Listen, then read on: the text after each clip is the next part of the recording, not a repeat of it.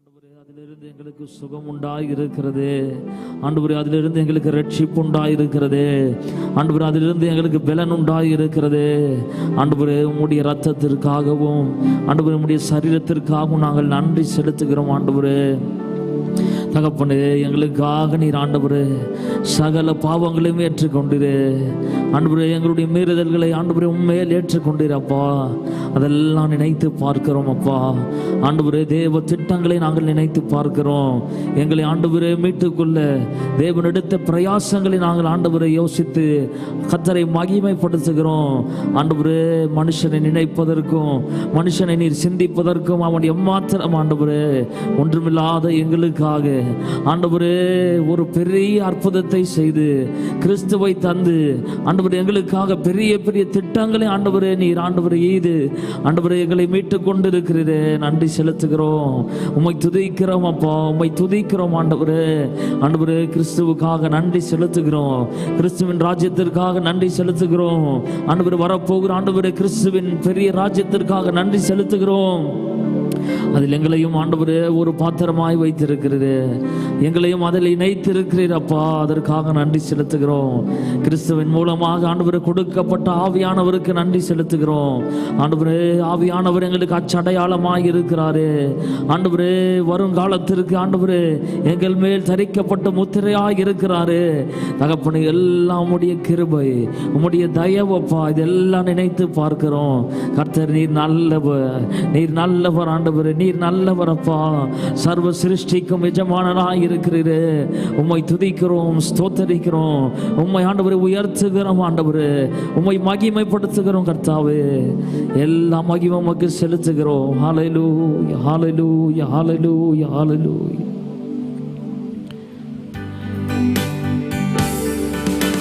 சிருஷ்டிக்கும் எஜமானர் நீரே, சிருஷ்டியை காப்பவர் நீரே. எங்கள் இதயத்தை உம்மிடம் படைக்கின்றோம், என்றென்றும் பணிந்து தொழுவோம். சிருஷ்டிக்கும் எஜமான நீரே,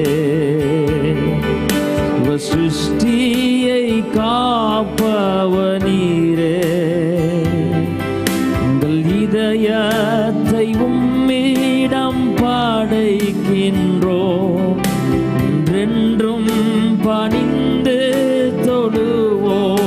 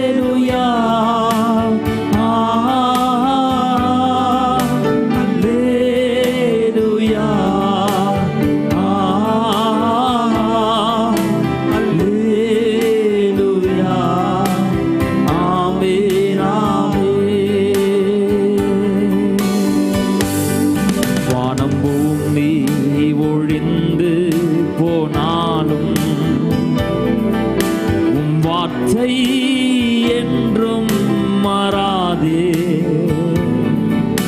இவ்வாழ்க்கை அழிந்து மறைந்து போ. விசுவாசி என்றென்றும் பிழைப்பான். பாடுவோம். வானம் பூமி ஒழிந்து போனாலும் வார்த்தை என்றும் மாறாதே, இவ்வாழ்க்கை அழிந்து மறைந்து போ. விசுவாசி என்றென்றும் பிழைப்பான்.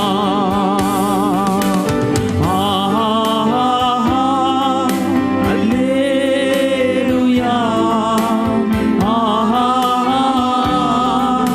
அல்லேலூயா,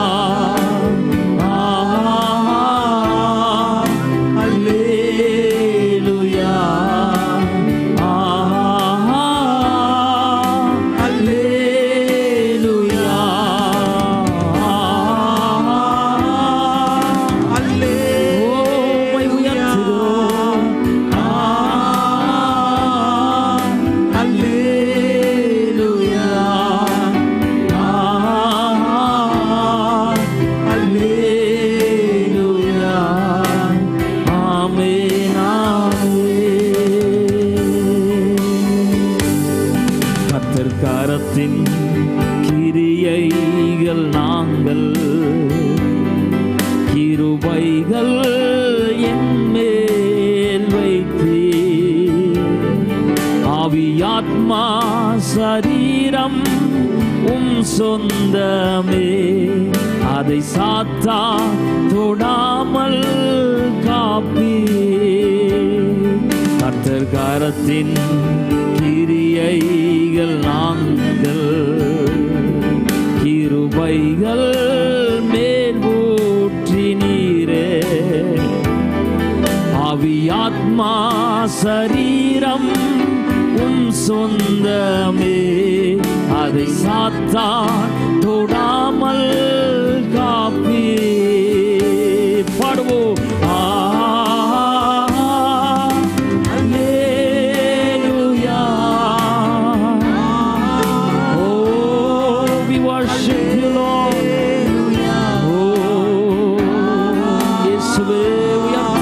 ஆண்டவரே உம்மை உயர்த்துகிறோம் ஆண்டவரே.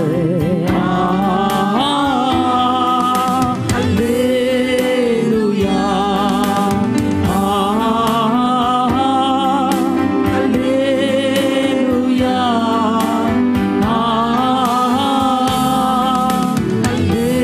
அல்லேலூயா அல்லேலூயா.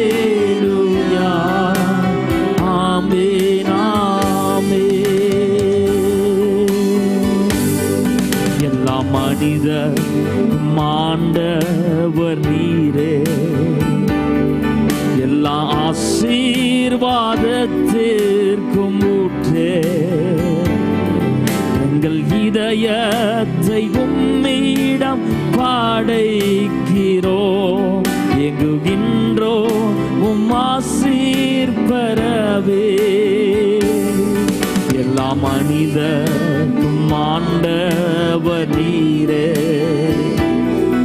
உணர்ந்து பாடுவோம். ஆமே, எங்கள் இதயத்தை உம்மிடம் படைக்கிறோ, எங்குகின்றோ உம் ஆசீர் பெறவே.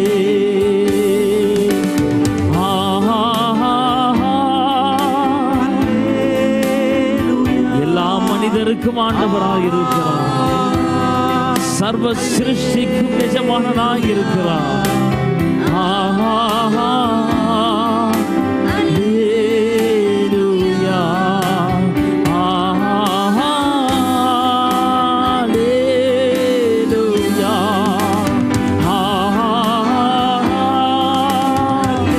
தேவ பிரசன்னம்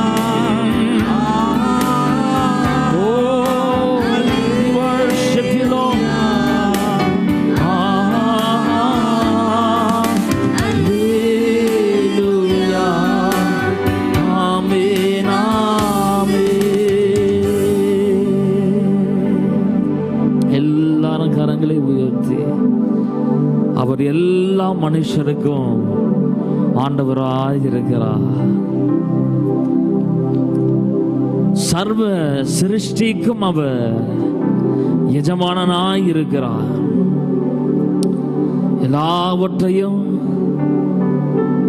எல்லாவற்றிற்கும் மேலும் அவர் அசைவாடி கொண்டிருக்கிறார். அவர் காலங்களை அவர் நடத்தி கொண்டு வருகிறார். நாட்கள் அவருடைய கரத்தில் இருக்கிறது. அவர் சொல்ல அது நடந்து கொண்டிருக்கிறது. அவருடைய இருதயத்தின் நிறைவுகள் நம்மை ஆச்சரியப்பட வைக்கிறது. கர்த்தருடைய வார்த்தை ஆம் என்றும் ஆமென் என்றும் இருக்கிறது. அவர் பொய் உரையாத தேவன், அவர் மெய்யான தேவன், அவர் நீதி உள்ளவர், அவர் உண்மை உள்ளவர். அவர் சொல்லுகிற வார்த்தைகள் எல்லாம் உண்மையுள்ளதா இருக்கிறது. எத்தனை பேர் உணர்ந்திருப்பீங்கன்னு தெரியல. போன வாரம் நாம் படித்தோம், கர்த்தர் காலங்களை எவ்வளவு அழகாய் இயக்கி கொண்டிருக்கிறார். எல்லாமே அவர் கரத்தின் கிரியையாய் இருக்கிறது. கரங்களை உயர்த்துவோமா? தகப்பனே, இந்த ஆராதனைக்காக செபிக்கிறோம். ஆராதனைக்கு விரோதமாய் செயல்படுகிற இருளின் ஆவிகளை இயேசுவின் நாமத்தினாலே கடிந்து கட்டுகிறோம் ஆண்டவரே. ஆண்டவர், இந்த பகுதியில் செயல்படுகிற விக்கிரகத்தின் ஆவிகள் எல்லாம் பொல்லாத ஆண்டவரே, பாதாளத்தின் ஆவிகள், எல்லா இருளின் ஆவிகளை நசனாகிய இயேசு கிறிஸ்துவின் நாமத்தினாலே அக்னியை போட்டு கொளுத்துகிறோம். எல்லா பாவத்தின் ஆவிகளை கடிந்து கட்டுகிறோம் ஆண்டவரே. உம்முடைய வல்ல கரம் இறங்கட்டும் அப்பா. தெளிவின் ஆவி எங்களுக்கு கொடுங்க, ஞானத்தினால் எங்களை நிரப்புங்க, எங்களை பிரமிக்க செய்யுங்க. இயேசுவின் நாமத்தில் ஜெபிக்கிறோம் நல்ல பிதாவே, ஆமென் ஆமென். ஹல்லேலூயா. எத்தனை பேர் சந்தோஷமா இருக்கீங்க? கர்த்தர் நல்லவர், அவர் கிருபை என்றும் உள்ளதா இருக்கிறது. ஆமென். எல்லாருக்கும் தெரிந்த பாடல், பழைய பாடலை நாம் பாடி கர்த்தரை மகிமைப்படுத்த போகிறோம். எந்த அன்புள்ள ஆண்டவர் இயேசுவை, அந்த பாடலை பாடி நாம் கர்த்தரை மகிமைப்படுத்துவோம்.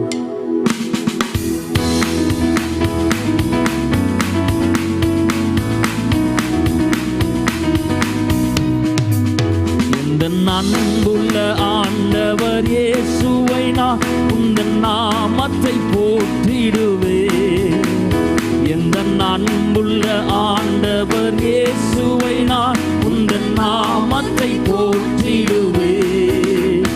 உம்மை போல் ஒரு தேவனை பூமியில் அறிந்தேன், உயிர் தந்த தெய்வமே நீர். உம்மை போல் ஒரு தேவனை பூமியில், மீண்டும் சொல்லுவோம், உம்மை போல் ஒரு தேவனை பூமியில் அறிந்தேன், உயிர் தந்த தெய்வமே நீர். ஆனந்தமே அல்லும் பகலிலும் பாடிடுவே. ஆனந்தமே அல்லும் பகலிலும் பாடிடுவே. இயேசுவே இந்த நாருயிரே, இயேசுவே இந்த நாருயிரே. பெற்ற தாயும் என் தந்தையும் மாணவரே, மற்ற எல்லாம் எனக்கு நீரே. தந்தையும் மாணவரே, மற்ற எல்லாம் எனக்கு நீரே.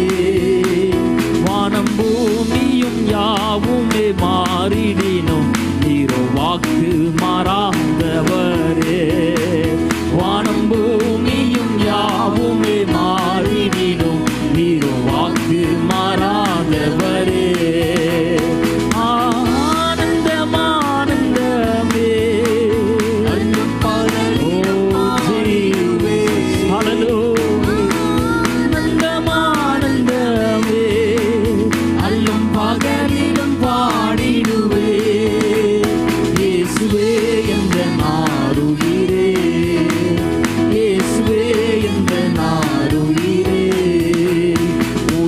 அடைக்கலத்தில் என்னை வைத்தவரே, உந்தன் நாமத்தை உயர்த்திடுவே.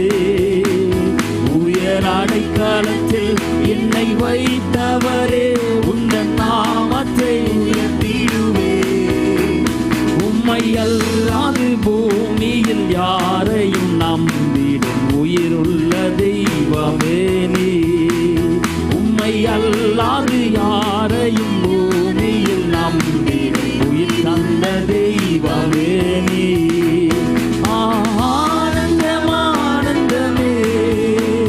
அல்லும் பகலிலும் பாடிடுவே. பாடுவோம், கர்த்தரை உயர்த்துவோம், அல்லும் பகலிலும் பாடிடுவே. ஓ இயேசுவே இந்த நாருயிரே, இயேசுவே இந்த நாருயிரே. எந்தன் சிருஷ்டிகரே உம்மை நினைத்திடவே அந்த வாலிப நாட்களிலே. எந்தன் சிருஷ்டிகரே உம்மை நினைத்திடவே அந்த வாலிப நாட்களிலே. இந்த மாய உலகத்தை வெறுத்திட அளித்தீரே பரிசுத்த ஜீவியமே. இந்த மாய உலகத்தை வெறுத்திட அளித்தீரே பரிசுத்த ஜீவியமே. ஆனந்தமே அல்லும் பகலிலும் பாடிடுவே.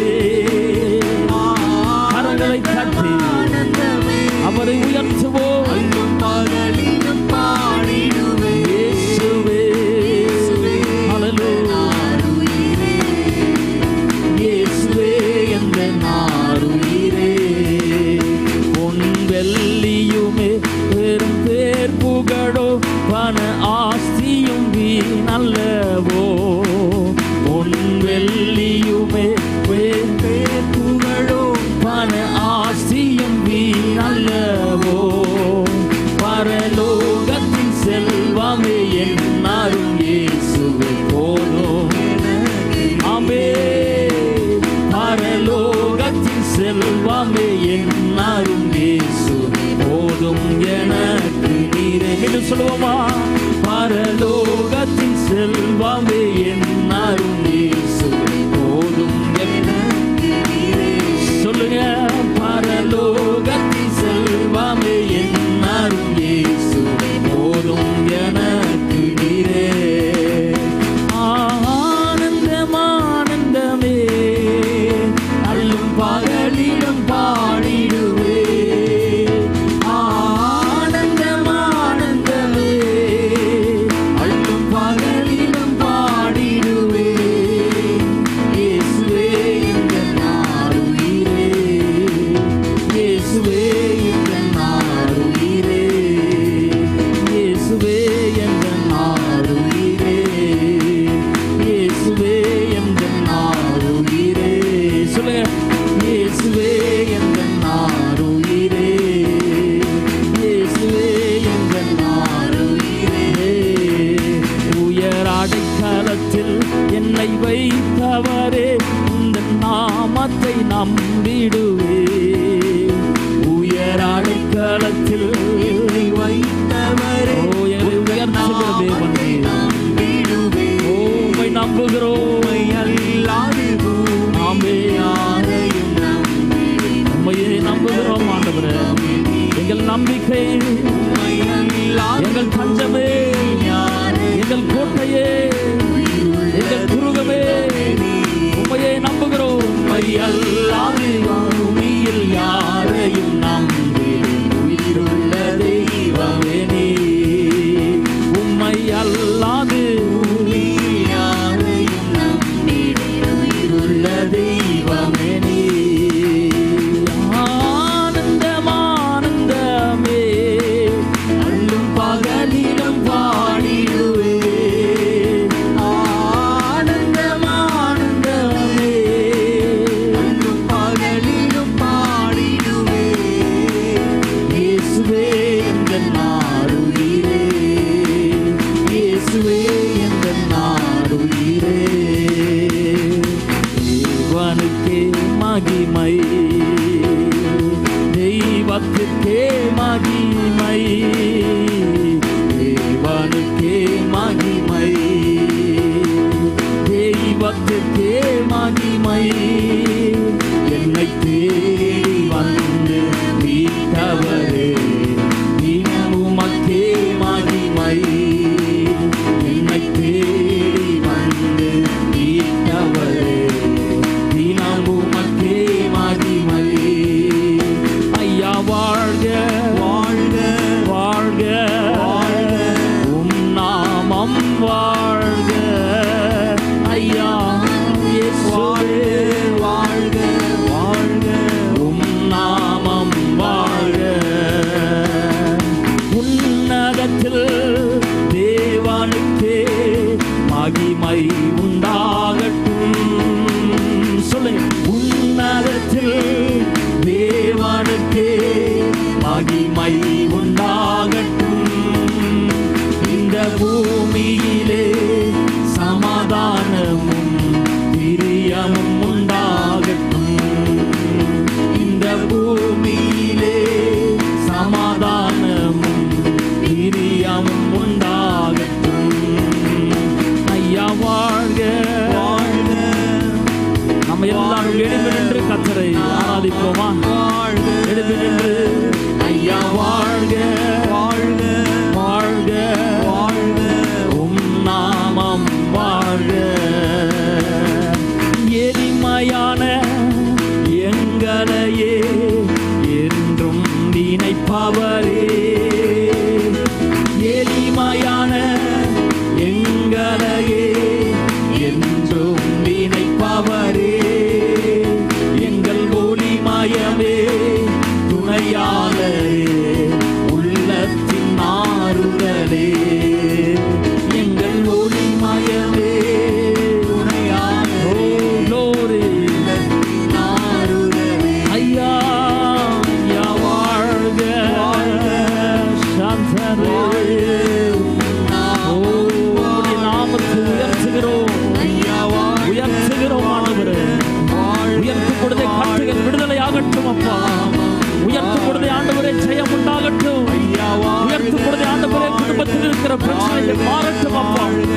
உயர்த்த உயர்த்த பரலோக மகிமை எங்களை தொடர்ந்து ஆண்டவரே, வியாதியில் இருக்கிறவர்களை சுகமாக்குவீராக. நாமம் வாழ்க. தேடுகிற அனைவருமே மகிழ்ந்து களி கூறட்டும். பாடுவோம். தேடுகிற அனைவருமே மகிழ்ந்து களி கூறட்டும். இன்று பாடுகிற யாவருமே பரிசுத்தமாகட்டுமே. இன்று பாடுகிற யாவருமே பரிசுத்தமாகட்டுமே. ஐயா வாழ்க வாழ்க வாழ்க வாழ்க. அதே கர்த்தரை உயர்த்து, கர்த்தரை மகிமைப்படுத்து. துதிகளின் மத்தியில் வாசம் பண்ணுகிற தேவன் அவர். அவர் எங்கு உண்டோ அங்கு விடுதலை உண்டு. உயர்த்துக. ஓ ஐயா வாழ்க வாழ்க. சபையாய் ஆராதிக்கிறோம் ஆண்டவரே. உம்முடைய மகிமையின் பிரசன்னத்தை வெளிப்படுத்துவீராக. பரலோக பிரசன்னத்தினால் நிரப்புவீராக. உம் நாமம் வாழ்க. ஐயா வாழ்க வாழ்க வாழ்க. நாமம் வாழ்க. ஐயா வாழ்க வாழ்க. உம் நாமம் வாழ்க. எந்த சூழ்நிலையும் அவர் அன்பி நின்று என்னை பிரிக்காது காத்துக் கொள்வார். எந்த சூழ்நிலையும் நல்ல கரங்களை தந்து என்னை பிரிக்காது காத்துக் கொள்வார். என்னை நம்பி அவர் அந்த பொறுப்பதனை அவர் வரும் வரை காத்துக் கொள்வேன். என்னை நம்பி அவர்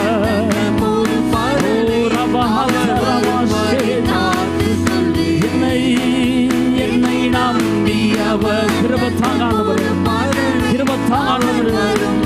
கிறிஸ்தவ வாழ்க்கையை வாழ கிருபை தாங்காண்டவர். ஓட்டத்தை ஜெயமாய் முடிக்க கிருபை தாங்காண்டவர்.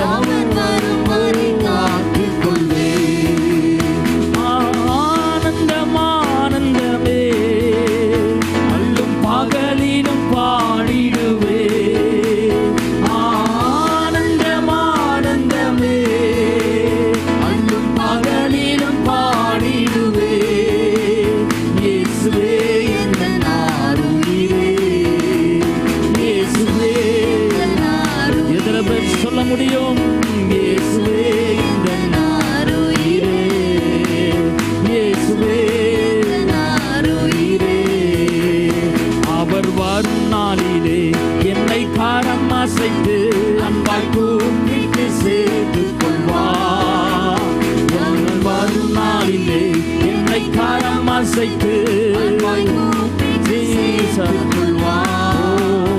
அவர் சமூகம் அதே அங்கே அவருடனே ஆடி பாடியே மகிழ்ந்திடுவே. அவர் சமூகம் அதே அங்கே அவருடனே ஆடி பாடியே மகிழ்ந்திடுவே. சொல்லுங்க. அவர் சமூகம் அவர் சமூகம் அதில் அங்கே அவருடனே ஆடி பாடியே மகிழ்ந்திடுவே. அவர் சமூகம் அதில் அங்கே அவருடனே ஆடி பாடியே மகிழ்ந்திடுவே. எத்தனை பேருக்கு அந்த விசுவாசம் இருக்கிறது? அவர் சமூகம் அதில் அங்கே அவருடனே ஆடி பாடியே மகிழ்ந்திடுவே. ஆனந்தம் ஆனந்தமே அல்லும் பகலிலும் பாடிடுவே. ஆனந்தம் ஆனந்தமே அல்லும் பகலிலும் பாடிடுவே. ஓ இயேசுவே என் ஆருயிரே. இயேசுவே என் ஆருயிரே. இயேசுவே என் ஆருயிரே. இயேசுவே என் ஆருயிரே. இயேசுவே என் ஆருயிரே. சொல்லுவோம். இயேசுவே என் ஆருயிரே.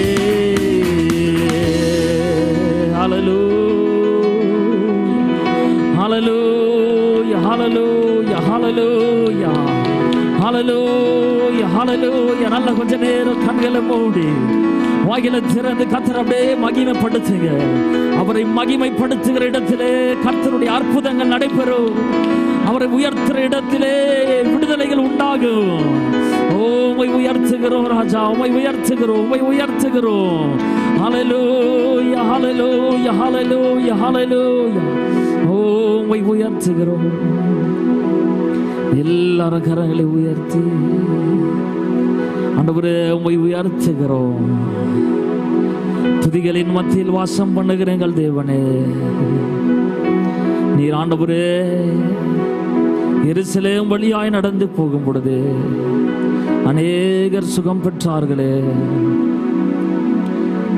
தகப்பனே, இன்று மாம்ச ரூபத்தில் நீர் இல்லை, அதை விட ஆண்டவரே மகத்துவமான ஒரு ரூபத்தில் எங்கள் மத்தியில் ஆவியானவர் மூலமாய் அசைவாடி கொண்டிருக்கிறது. நீங்க இங்க இருக்கிறீங்க ஆண்டவரே, உங்களை நாங்க தொட விரும்புகிறோம் அப்பா. உம்முடைய கரம் எங்க மேல படட்டும் ஆண்டவரே, உம்முடைய தெய்வீக கரம் எங்க மேல படட்டும் ஆண்டவரே. ஆண்டவரே, உம்முடைய கரம் பட்ட உடனே சுகமானானே, உம்முடைய கரம் பட்ட உடனே ஜெயம் உண்டானதே. ஆண்டவரே, பல வருடங்களாக அலக்களித்துக் கொண்டிருந்த பிசாசின் ஆவி ஆண்டவரே உம்முடைய சத்தத்திற்கு அலறி ஓடியதே. நீங்க ஆண்டவரே என்ன தொடுங்கப்பா, ஆவிக்குரிய வாழ்க்கையை தொடுங்க ஆண்டவரே, மாம்ச வாழ்க்கையை தொடுங்க ஆண்டவரே, என் குடும்பத்தை தொடுங்க ஆண்டவரே. எல்லாரும் கரங்களை உயர்த்தி கொஞ்ச நேரம் ஜெபிக்க ஆரம்பிக்கலாமா? அப்பா, என் குடும்பத்தை தொடுங்கன்னு சொல்லுங்க ஆண்டவரே. என் பிள்ளையை தொடுங்க ஆண்டவரே, ஆண்டவரே என் மகனை தொடுங்க ஆண்டவரே, என் மகளை தொடுங்க ஆண்டவரே. இப்பொழுது பரிபூர்ண சுகம் உண்டாகட்டும் ஆண்டவரே. அவன் மனதில் இருக்கிற குழப்பங்கள் மாறட்டும், எதையோ யோசித்துக் கொண்டிருக்கிறானே அந்த காரியங்கள் மாறட்டும். என் மகளை தொடுங்க ஆண்டவரே, அவளை கட்டி வைத்திருக்கிற ஆவிகள் இயேசுவின் நாமத்தினாலே புறப்பட்டு போகட்டும். மாம்ச கிரியைகள், மாம்ச எண்ணங்கள் ஆண்டவரே, இச்சையின் எண்ணங்கள், பாவத்தின் எண்ணங்கள் இயேசுவின் நாமத்தில் விடுதலை ஆகட்டும் அப்பா. ஆண்டவரே, குடும்பத்தின் மேல் இருக்கிற இருளின் ஆவிகளை கர்த்தர் ஆண்டவரே அதமாக்குவீராக. எல்லாரும் ஜெபிங்க கொஞ்ச நேரம் வாயில திறந்து. ஆண்டவரே, குடும்பத்தின் மேல் செயல்படுகிற எல்லா இருளின் ஆவிகளை கடிந்து கட்டுகிறோம் ஆண்டவரே. எவனை விடுங்கலாம் என்று எச்சிக்கிற சிங்கத்தை போல சுற்றி வருகிறானே ஆண்டவர், நாங்கள் அகப்படாதபடி விழித்திருக்க கர்த்தர் கிருபை தாங்கப்பா. எங்கள் சபைக்கு கிருபை தாங்க, ஒருவரும் வஞ்சிக்காதபடி கர்த்தர் கிருபையை தருவீராகப்பா. ஆண்டவரே, குடும்பத்தின் மேல உம்முடைய ஆசீர்வாதம் வந்து பலிக்கட்டும். அநேகர் கஷ்டத்தில் இருக்கிறாங்கப்பா, கடன் செலுத்தணும், பெரிய பெரிய ஆண்டவரே இஎம்ஐ கட்டணும் ஆண்டவரே. ரவுடிங் எல்லாம் வந்து மிரட்டிட்டு போறாங்க. அப்படிப்பட்ட சூழ்நிலை அநேகர் இருக்கிறாங்க. கடன் பாரத்தினால் ஆண்டவரே இழுக்கப்பட்டவர்கள் இருக்கிறாங்க. நினைச்சதை கூட வாங்கி சாப்பிட முடியல. ஒருவேளை ஆண்டவரே உணவு இல்லாதவர்கள் இருக்கிறாங்க. கர்த்தாவே, உம்முடைய கரத்தை நீட்டுங்க ஆண்டவரே. ஆண்டவரே, உம்முடைய ஆண்டவரே மனுஷன் சொல்லும் பொழுது என்னை குறையிலையே ஆண்டவரே, மாவும் குறையிலே அப்பா. உம்முடைய கரத்தை நீங்க நீட்டும் பொழுது ஆண்டவரே மீனும் அப்பமும் பெருகியது அப்பா. உடைய கரத்தை எங்கள் குடும்பத்துக்கு மேல நீட்டுங்க ஆண்டவரே, சபைக்கு மேல நீட்டுங்க, கஷ்டப்படுகிற உங்கள் பிள்ளைகளுக்கு மேல நீட்டுங்க ஆண்டவரே. ஃபீஸ் கட்ட முடியாம கஷ்டப்படுகிறவங்க ஆண்டவரே, ரொம்ப வேதனையில் இருக்கிறவங்க, வாடகை செலுத்த முடியாம கஷ்டப்படுற ஒவ்வொரு மேலும் உடைய கரம் நீட்டப்படும்.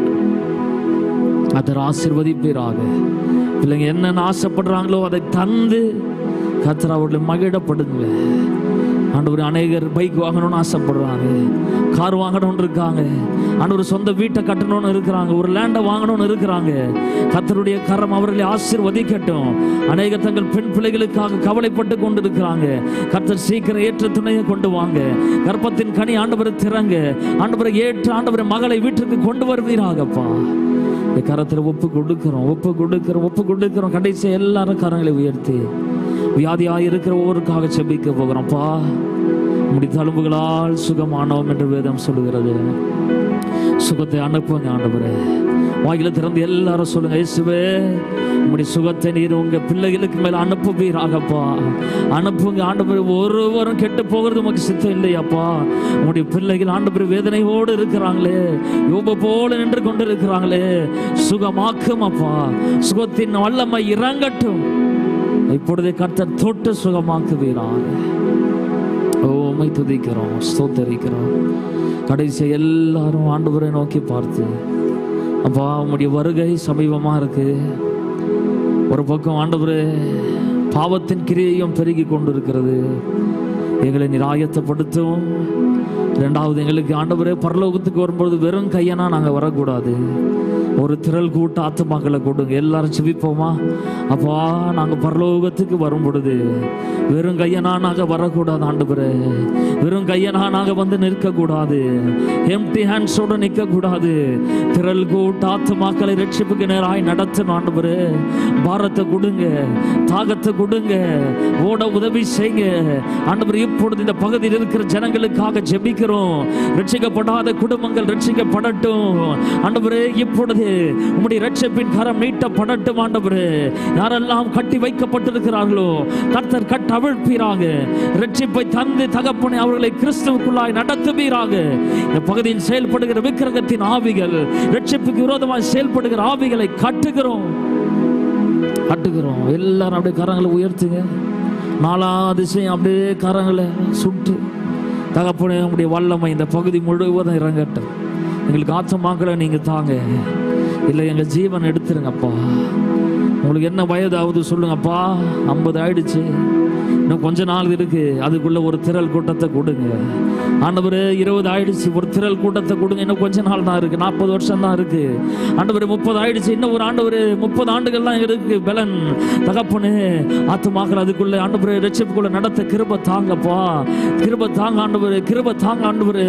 ஆண்டவரே ஒரு கூட்ட ஜனங்களை நாங்கள் கொண்டு வரணும், எங்க கையில கொடுங்கப்பா. என்னை கேள் ஜாதிகளை கொடுப்பேன் ஆண்டவரே, சுதந்திரமாய் கொடுப்பேன் என்று சொன்னீரப்பா. கொடுங்கப்பா. இத்தனை பேர் அழிந்து போறாங்கப்பா. எங்களுக்கு பாரம் இல்லையாப்பா, எங்களுக்கு பாரம் இல்லையாப்பா. பாரத்தை கொடுங்கப்பா ஆண்டவரே. எருசலேம் தேவாலயத்தை பார்த்து கண்ணீர் விட்டுரு. நாங்கள் இந்த பகுதியா நடக்கும் பொழுது கண்ணீர் விடணும். அழிந்து போகிற ஜனத்தை பார்த்து கண்ணீர் விடணும். அந்த ஆவியை கொடுங்க ஆண்டவரே, கொடுங்க ஆண்டவரே. ரட்சிப்பினால் நிரப்புங்கப்பா. அப்படியே நார்த் இந்தியாவுக்காக ஜெபிக்க போறோம். நிறைய பேர் வீடியோ பார்த்துருப்பீங்க.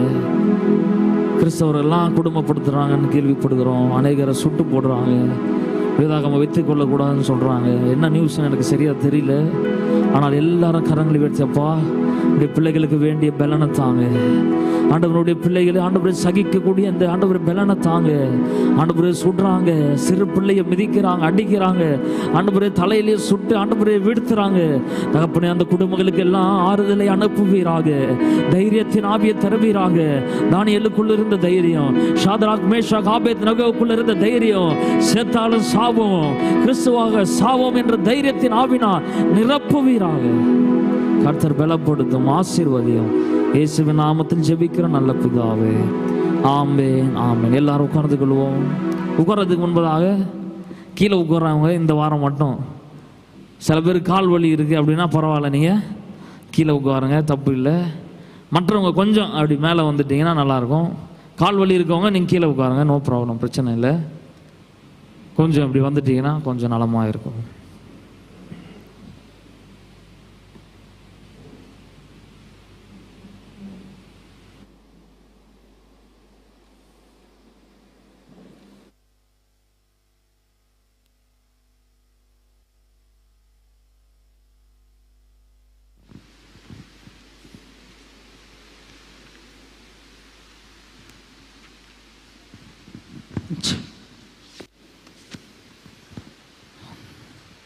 ஹல்லேலூயா.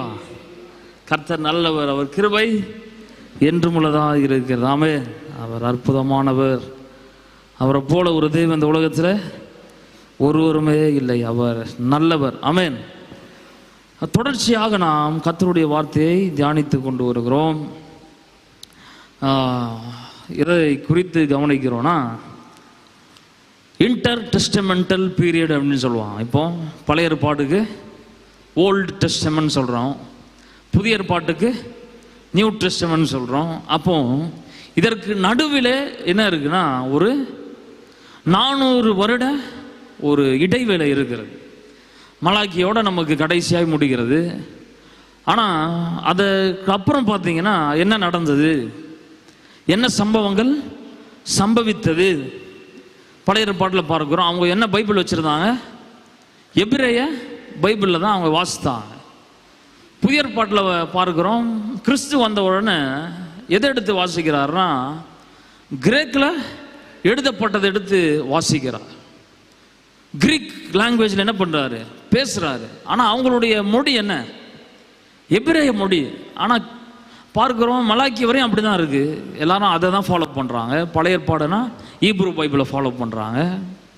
புதிய ஏற்பாட்டிற்குள் வந்த பிறகு பார்த்தீங்கன்னா இயேசு எதில் பேசுகிறாரு? கிரேக்கில், கிரேக்க மொழியில் பேசுகிறாரு. இருக்கிற ஜனங்கள்லாம் எதில் பேசுகிறாங்க? கிரேக்க மொழியில் பேசுகிறாங்க. எழுதுறது எதில் பேசுகிறாங்க? எழுதுகிறாங்க கிரேக்க மொழியில் எழுதுகிறாங்க. அப்போ இந்த மாற்றத்திற்கு காரணம் என்ன? ரெண்டாவது பார்க்கிறோம், பழைய ஏற்பாட்டில் யார் இருந்தாங்க? பிரதானமாய் முற்பிதாக்கள் முதலாவது இருந்தாங்க. ரெண்டாவது தீர்க்கதரிசிகள் எழும்பினாங்க, நியாயாதிபதிகள் எழும்பினாங்க. அதற்கு பிறகு ராஜாக்களுடைய நாட்கள் வருவதை குறித்து பார்க்கிறோம். அதற்கூடவே தீர்க்கதரிசிகளும் வாழ்ந்து கொண்டு வந்தாங்க. ஆனால் புதிய ஏற்பாட்டில் வரும், தீர்க்கதரிசின்னு ஒருத்தர் இல்லை. ஏசாயா தீர்க்கதரிசி எழுதின புஸ்தகம் அப்படின்னு புதிய ஏற்பாட்டில் இல்லை.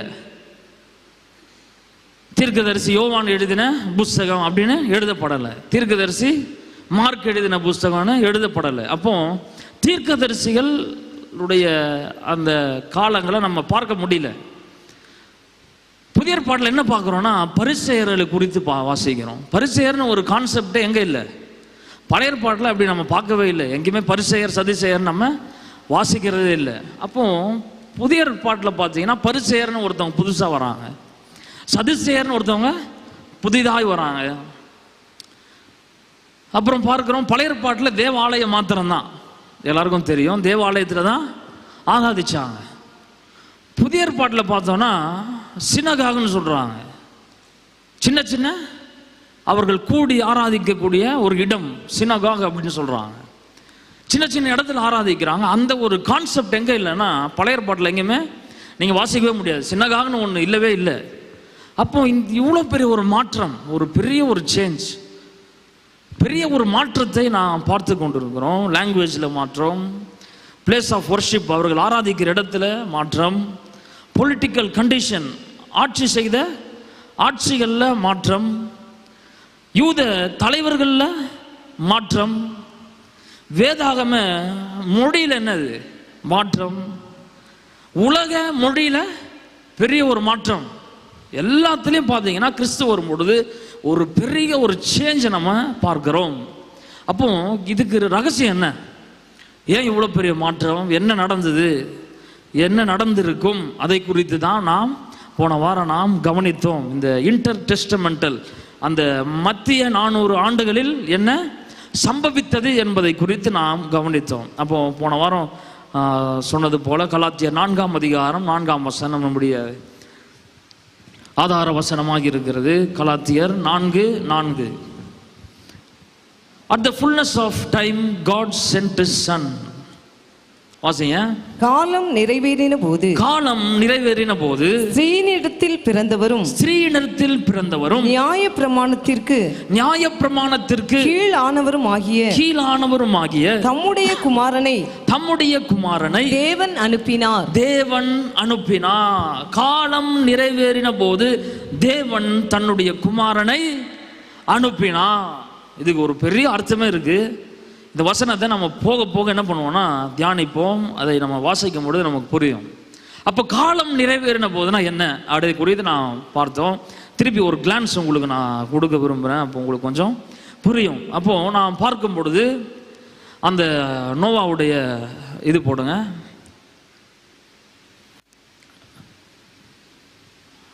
அடுத்தது போடுங்க. இப்போ பார்க்கிறோம், ஆதாம் ஏவாள் அழிக்கப்பட்ட பிறகு அந்த பெரிய வெள்ளம் வரும்பொழுது பூமியில் காப்பாற்றப்பட்ட ஒரே சந்ததி நோவா மாத்திரம்தான். நோவா மாத்திரம் தேர்ந்தெடுக்கிறார். அப்போ நோவாவில் இருந்து உருவான காரியங்கள் என்ன? நோவாவுக்கு எத்தனை பிள்ளைகள்? போன வாரம் பார்த்தோம், கடகடன்னு பார்ப்போம். Shem, Japheth, Ham. அப்போ 3 பிள்ளைகள். இப்போ 3 பிள்ளைகளை நாம் குறித்து வாசிக்கும் பொழுது ஆவிக்குரிய சந்ததி ஒன்று அங்கிருந்து உருவாகிறது. எங்கிருந்து வருதுன்னா ஷேம். ஷேமுடைய அப்படியே சந்ததியில் பார்த்தீங்கன்னா யார் வரானா? ஆபிரகாமுடைய தகப்பனாகிய தேராகு வராரு. அப்புறம் தேராகுல இருந்து யார் வரானா ஆபிரகாம் வருகிறார். ஆபிரகாம்ல இருந்து ஈசாக்கு, யாக்கோபு, அப்படியே ஒரு ராஜாக்கள் போறாங்க. அதை ஒரு நாள் என்ன பண்ண போறோம்னா ஃபுல் ஸ்டடி அதை குறித்து கவனிக்க போகிறோம். அடுத்தது பார்த்தீங்கன்னா இப்போ ஜாஃபேத் இருக்கிறார். அதுக்கப்புறம் பார்த்தீங்கன்னா யார் இருக்கா, காம் இருக்கிறாரு. காமுடைய பிள்ளைகளுடைய பேர் என்ன போன வாரம் பார்த்தோம். ஒருத்தர் பேரு குஷ், இன்னொருத்தர் பேரு மிசிராம். அப்படின்னா இன்னொரு ஒரு வார்த்தை என்னன்னா எகிப்துன்னு அர்த்தம். இன்னொருடைய மகன் பேர் வந்து ஃபுட், இன்னொருடைய மகன் பேர் என்னது கானான். அப்போ போன வாரம் கவனித்தோம், இந்த குஷ் என்கின்ற மகனுடைய பிள்ளை தான் யாரு, நிம்ரோத். அவனுடைய பிள்ளைகள் யார் வரானா அசிரியா பார்க்கிறோம், அந்த அவங்க ஆண்ட இடம். அதுக்கப்புறம் பாபிலோன் அந்த இடத்தை பார்க்கிறோம். அப்புறம் நிம்ரோத் ஆண்ட இடம் பாபேல். அங்கிருந்து என்ன வருதுன்னா பார்த்தீங்கன்னா அசிரியன் கிங்டம் வருது. அதுக்கப்புறம் நம்ம சில காரியங்களை பார்த்தோம், எப்படி பாபிலோன் ஆட்சி உண்டானது என்பதை பார்த்தோம். அசிரியனை யார் கொன்று போட்டா, நேபுகாத்நேச்சார். அவர் எந்த ராஜ்யம், பாபிலோன் ராஜ்யம். அவருடைய அப்பாக்கும் அசிரியருக்கும் என்ன ஆகுது, சண்டை வருகிறது. அதை குறித்து பார்த்தோம். அவங்க என்ன பண்றாங்க, கொன்று போடுகிறது குறித்து பார்த்தோம். எகிப்துக்கும் யாருக்கு சண்டை வருது, எகிப்துக்கும் நம்ம நேபுகாத்நேச்சாருடைய தகப்பனுக்கும் ஒரு பெரிய பிரச்சனை வருது. அங்கிருந்து ஒரு பெரிய பிரச்சனை உருவாகி என்ன ஆகுதுன்னா நேபுகாத்நேச்சார் எழும்பி என்ன செய்கிறான்னா யாரை கொன்று போடுகிறான், அசிரியர்கள் கொன்று போடுகிறான். அடுத்தது எகிப்து, அந்த எகிப்து ராஜா பார்வோ நீகோ டூ அவரை கொன்று போடுகிறான். அதை குறித்து பார்த்தோம். கானானை கைப்பற்றுகிறான். எல்லாத்தையும் கைப்பற்றி அவனுடைய சாம்ராஜ்யத்தை உயர்த்தி வைத்திருக்கிறான். அப்பதான் ஆண்டவர் அவனோடு பேசுகிறான். என்ன பேசினார் உங்க எல்லாருக்கும் தெரியும். ஒரு பெரிய சொப்பனம், அதையும் அந்த ஸ்லைடு போடுங்க. ஒரு சொப்பனத்தை காட்டுறாரு. தலை தங்கத்தினால இருக்கு, சரீரம் வந்து சில்வர்னால இருக்கு. அடுத்த பார்ட் பார்த்தீங்கன்னா பிரான்ஸ்னால இருக்கு. அதுக்கு அடுத்தது பார்த்தீங்கன்னா இரும்புனால இருக்கு. அதுக்கு அடுத்த பகுதி பார்த்தீங்கன்னா களிமண்ணும் இரும்பும் சேர்ந்த 5 பகுதியை காட்டுறாரு. இதே கனவை யார் பார்க்கிறான்னா தானியேல் பார்க்கிறார். அதை குறித்து பார்த்தோம். ஒரு சிங்கம், அதற்கு 2 சிறகுகள், ரெக்கை இருக்கு. அடுத்தது பார்த்தோம், அது வந்து நேபுகாத்நேச்சாரை குறிக்கிறதுன்னு பார்த்தோம். அடுத்தது பார்த்தோம் ஒரு கரடி, அது வாயில என்ன வைத்திருக்கிறது, 3 விலா எலும்புகள். அந்த விலா எலும்புகள் என்ன, அதை குறித்து நாம் பார்த்தோம். அதுக்கப்புறம் பார்த்தீங்கன்னா சிவங்கி, அதாவது லெப்பர்டு, ஃபாஸ்டா ஓடும் லெப்பர்ட், அதை குறித்து நாம் பார்த்தோம். அதுக்கு 4 தலை 4 இறக்கைகள் இருந்தது. அதுக்கு என்ன ரகசியம்னு பார்த்தோம். யார் அது, அலெக்சாண்டர் த கிரேட். அவருடைய ஆட்சி எப்படி பிரிந்தது, 4ஆக பிரிந்தது. புரியுதா? ரொம்ப ஸ்பீடாக போகிறோன்னா ஓகேவா, ஓகே இல்லையா? நீங்கள் ஏன்னா போன வாரம் நம்ம பார்த்துட்டோம், திருப்பி அதே நம்ம பார்த்தா ரொம்ப லேட் ஆகிடும். அப்போ 4 ஒரு இதாக பிரியுது. இங்கிருந்து தான் நம்ம போக போகிறோம். அதற்கு பிறகு பார்த்தீங்கன்னா இந்த அரசாட்சிக்கு அலெக்சாண்டர் கிரேட் வந்து 10 ஆண்டுகள் என்ன பண்ணுறாருன்னா உலகத்தையே கைப்பற்றுறாரு. இங்கிருந்து தான் நமக்கு முக்கியமான ஒரு சப்ஜெக்ட் ஆரம்பிக்குது. இவருடைய பாஷைகள், இவர்களுடைய மெயினான அந்த காரியம் என்னன்னா உலகத்தை ஒரே உலகமாக மாற்றணும். உலகத்தில் ஒரே ஒரு லாங்குவேஜ், ஒரே ஒரு மொழி இருக்கணும். உலகத்தில் ஒரே ஒரு ராஜா இருக்கணும். அதுதான் அலெக்சாண்டர் த கிரேட். இதுதான் அந்த நாட்டு மக்களுக்கும் ராஜாவுக்கும் இருந்த பெரிய ஒரு எண்ணம். ஆங்கிலத்தில் வந்து ஹெலினைசேஷன் சொல்லுவாங்க, அதாவது கிரேக்கர்களாய் உலகத்தை மாற்றுவது. அப்போ இதை வாசிக்கும் பொழுது தான் நம்ம பார்க்கிறோம் பைபிளில், பழைய ஏற்பாட்டில் மீகா வரையும் எல்லாரும் என்ன இருந்தாங்க, அவங்க பெர்சிய ஆட்சியில் இருந்தாங்க. அதற்கு பிறகு அலெக்சாண்டர் உள்ள வரும் பொழுது எல்லாவற்றையும் கைப்பற்றுகிறார். கைப்பற்றின பிறகு லாங்குவேஜ் என்ன பண்றாரு, மாத்துறாரு. மாற்றும் பொழுது தான் அங்கதான் ஒரு குறிப்பிட்ட ஒரு ஆசாரியன் படையற்பாட்டை என்ன பண்றாருன்னா கிரேக்க மொழியில் என்ன பண்றாருன்னா மொழிபெயர்க்கிறார். அந்த மொழிபெயர்ப்பை தான் எல்லாருமே என்ன பண்ணாங்கன்னா படிக்க ஆரம்பிச்சாங்க, எல்லாருமே வாசிக்க ஆரம்பிச்சாங்க. அதை செப்டூஜன் சொல்லுவாங்க. அதை குறித்து நாம் இன்று படிக்க போகிறோம். சரி, அப்போ இது வரைக்கும் உங்களுக்கு புரிந்திருக்கும்னு நினைக்கிறேன். திரும்ப நம்ம ஒரு முறை அப்புறமா நாம ரிவைஸ் பண்ணுவோம். இப்போ எல்லாருக்கும் ஒரு டவுட் என்னன்னா, அலெக்சாண்டர் வரும்பொழுது எல்லாரையும் அழிச்சார், எல்லா தேசத்தையும் அழிக்கிறாரு, எல்லாரையும் கொன்று போடுகிறார். அவர் எருசலேமுக்கு வரும் பொழுது எருசலேம் தேவாலயத்தை எப்படி விட்டு வைத்தார், எப்படி எருசலேம் தேவாலயம் காப்பாற்றப்பட்டது என்கின்ற ஒரு கேள்விக்குறி எல்லாருக்கும் இருக்கும். இப்போ ஜோசபஸ் ஒரு ஹிஸ்டாரியன், அவர் என்ன சொல்றாரு, மற்ற ஆராய்ச்சியாளர்கள் என்ன சொல்றாங்கன்னா, ஜடு அப்படின்னு எல்லாரும் சொல்லுவாங்க. என்னது அவர் பேரு? ஜக்கு மாதிரி இவரு ஜடு, ஞாபகம் வைத்துக் கொள்ளுங்க. ஜடுன்னு ஒரு ஹை பிரிஸ்ட் இருக்கிறார், ஒரு பிரதான ஆசாரியர் இருக்கிறார். நம்ம மல்கியா வரையும் பார்க்குறோம், நெகேமியா அசரா இருந்தாங்க. அதுக்கப்புறம் யாருமே நம்ம பார்க்கல. அதுக்கப்புறம் சொல்லப்படுகிற ஒரு நபர் அப்படின்னு பார்த்தீங்கன்னா இந்த ஜடு என்று சொல்லுகிற ஒரு பிரதான ஆசாரியன் இருக்கிறான். இந்த ஆசாரியனுக்கு இது சொல்லப்படுகிற ஒரு சம்பவம், அவருக்கு ஆண்டவர் அந்த தானியேல் புஸ்தகத்தை ஞாபகப்படுத்தி எப்படி அரசாட்சிகள் அழிந்து இப்பொழுது அலெக்சாண்டரின் அரசாட்சி உலகத்தை கைப்பற்றி கொண்டிருக்கிற காட்சியெல்லாம் ஆண்டவர் அவர் காண்பித்திருக்கிறார், நினைவுபடுத்தி இருக்கிறார். அப்போ எருசலேமை அழிக்கும்படி அலெக்சாண்டர் போர் எடுத்து வரும்பொழுது ஒரு நாள் என்ன செய்கிறார், இவர் தன்னுடைய அந்த ஆசாரிய உடையை தரித்து கொண்டு ஆண்டவர் அவரோடு பேசினபடியால் என்ன பண்றாருன்னா அலெக்சாண்டரை சந்திக்க என்ன பண்றாருன்னா அவர் போறாரு. ஹிஸ்டோரியன்ஸ் என்ன சொல்றாங்கன்னா, அலெக்சாண்டருக்கு அந்த ராத்திரியிலே ஒரு சொப்பனம் தோன்றி அந்த சொப்பனத்தில் இவரை அங்கு கொண்டு போய் ஆண்டவர் நிறுத்தி, இப்படி ஆண்டவர் தான் இது எல்லாவற்றையும் அலெக்சாண்டருடைய கையில கொடுத்திருக்கிறார், இவர் மூலமாக எப்படி இவ்வளவு பெரிய தீர்க்க தரிசனம் நிறைவேறி கொண்டிருக்கிறது என்பதை யார் கொண்டு போய் சொல்றான்னா அலெக்சாண்டர் கிட்ட ஜடு என்கின்ற அந்த பிரதான ஆசாரியர் சொல்ல போறாரு. அப்போ அலெக்சாண்டர் அவனுடைய பெரிய ஒரு படையோடு நின்று கொண்டிருக்கிறான். அப்போ தனி மனிதனா இவர் நடந்து போறார்.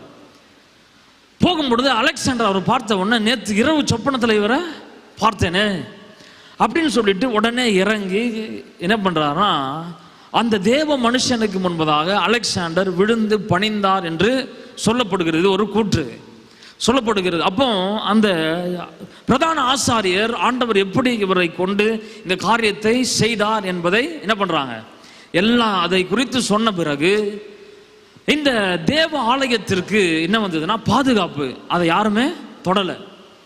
எது வரையும் தொடலைன்னா கிறிஸ்து பிறந்து கொஞ்சம் அந்த நாட்கள் ஆண்டவர் சொல்றாருல, இந்த ஆலயத்தை நீங்க இனி என்ன பண்ண மாட்டீங்க, பார்க்க மாட்டீங்க, இது மேலிருந்து கீழாக கிழித்து போடுவேன்ன உடனே யூதர்களுக்கு என்ன வந்துடுச்சு, பயங்கர கோபம் வந்துடுச்சு. தேவாலயத்தை கிழித்து போடுவியானே அப்படின்னு சொல்லிட்டு இயேசு கிட்ட என்ன பண்றாங்க, பிரச்சனைக்கு போறாங்க. இயேசுவை கடைசியாய் அவர்கள் அந்த சிலுவையில் கொண்டு போவதற்கு சொன்ன ஒரு காரணம் என்னன்னா, இவன் தேவாலயத்தை இடித்து 3 நாளிலே கட்டுவான் என்று என்ன பண்றான், இவன் பிளாஸ்பமி, அதாவது என்ன சொல்றது, தூஷணம் சொல்லுகிறான்னு சொல்லி என்ன பண்றாங்கன்னா இயேசுவை குற்றச்சாட்டுல கொண்டு வராங்க. அப்போ அந்த நாட்கள் இருந்து கிரேக்க நாட்கள் இருந்து இயேசு வர வரையும் கிட்டத்தட்ட எத்தனை ஆண்டு, 400 ஆண்டுகள் தேவ ஆலயத்தை ஆண்டவர் பாதுகாத்தாருன்னு சொல்லலாம். ஏன்னா அவருடைய திட்டம் நிறைவேறணும், ஆண்டவருடைய திட்டம் நிறைவேறணும். இதுதான் கடைசி ஆலயம். இனி ஆலயத்திற்குள் நான் இருப்பது இல்லை, கிறிஸ்துவின் ரத்தம் மேலிருந்து என்ன பண்ண போகிறது, திரைச்சலையை 2ஆக கிழிக்க போகிறது என்கின்ற தரிசனம் நிறைவேறும் பொருட்டு ஆண்டவர் 400 ஆண்டுகள் எத்தனை பிரச்சனைகள் வந்தாலும் தேவனுடைய ஆலயத்தை என்ன பண்ணார்னா காத்து கொண்டே வரார். இது ஒரு கூற்று. 2வது, இந்த பரிசேயர்கள் எங்கிருந்து வந்தாங்க. இப்ப தேவாலயம் எப்படி காக்கப்பட்டதுன்னு பார்க்கிறோம். இங்கிருந்து அப்படியே காக்கப்பட்டுட்டே வருது 400 ஆண்டுகள். அதுக்கப்புறம் இடிச்சு போடுறாங்க. 2வது, இதை குறித்து நாம் கவனிக்க போகிறோம். 2வது, இந்த பரிசேய கூட்டம் எங்கிருந்து வந்தது. திடீர்னு ஒருத்தன் வந்து பரிசேயன், இயேசு திடீர்னு பரிசேயரை கடிந்து கொள்ளுகிறார். பரிசேயர் வந்து உங்களுடைய ஜனங்கள் கையை சாப்பிடும்பொழுது கழுவ மாட்டாங்களா, ஓய்வு நாளில் தான் நீங்க அற்புதம் செய்வீங்களா இப்படின்னு சொல்லிட்டு பெரிய பிரச்சனையை பண்றாங்க. யார்கிட்ட, இயேசு கிட்ட பெரிய பிரச்சனை பண்ணது யாருன்னா பரிசேயர் கூட்டம் தான். சீஷர்கள் தெரியாம சாப்பிட்டா உடனே என்ன பண்றாங்க, கையை கழுவாம சாப்பிட்றாங்களே, உங்களுடைய சீஷர்களுக்கு நீர் போதிக்கவில்லையா. அங்கே இயேசு சில காரியத்தை பேசுறார், அதெல்லாம் உங்களுக்கு தெரியும், அப்புறம் பார்ப்போம். இன்னொரு இடத்துல பார்க்கிறோம், இயேசு பாவிகளோடு உட்கார்ந்து இருக்கிறாரு. உடனே பயங்கர கோபம் வந்துருது அவங்களுக்கு.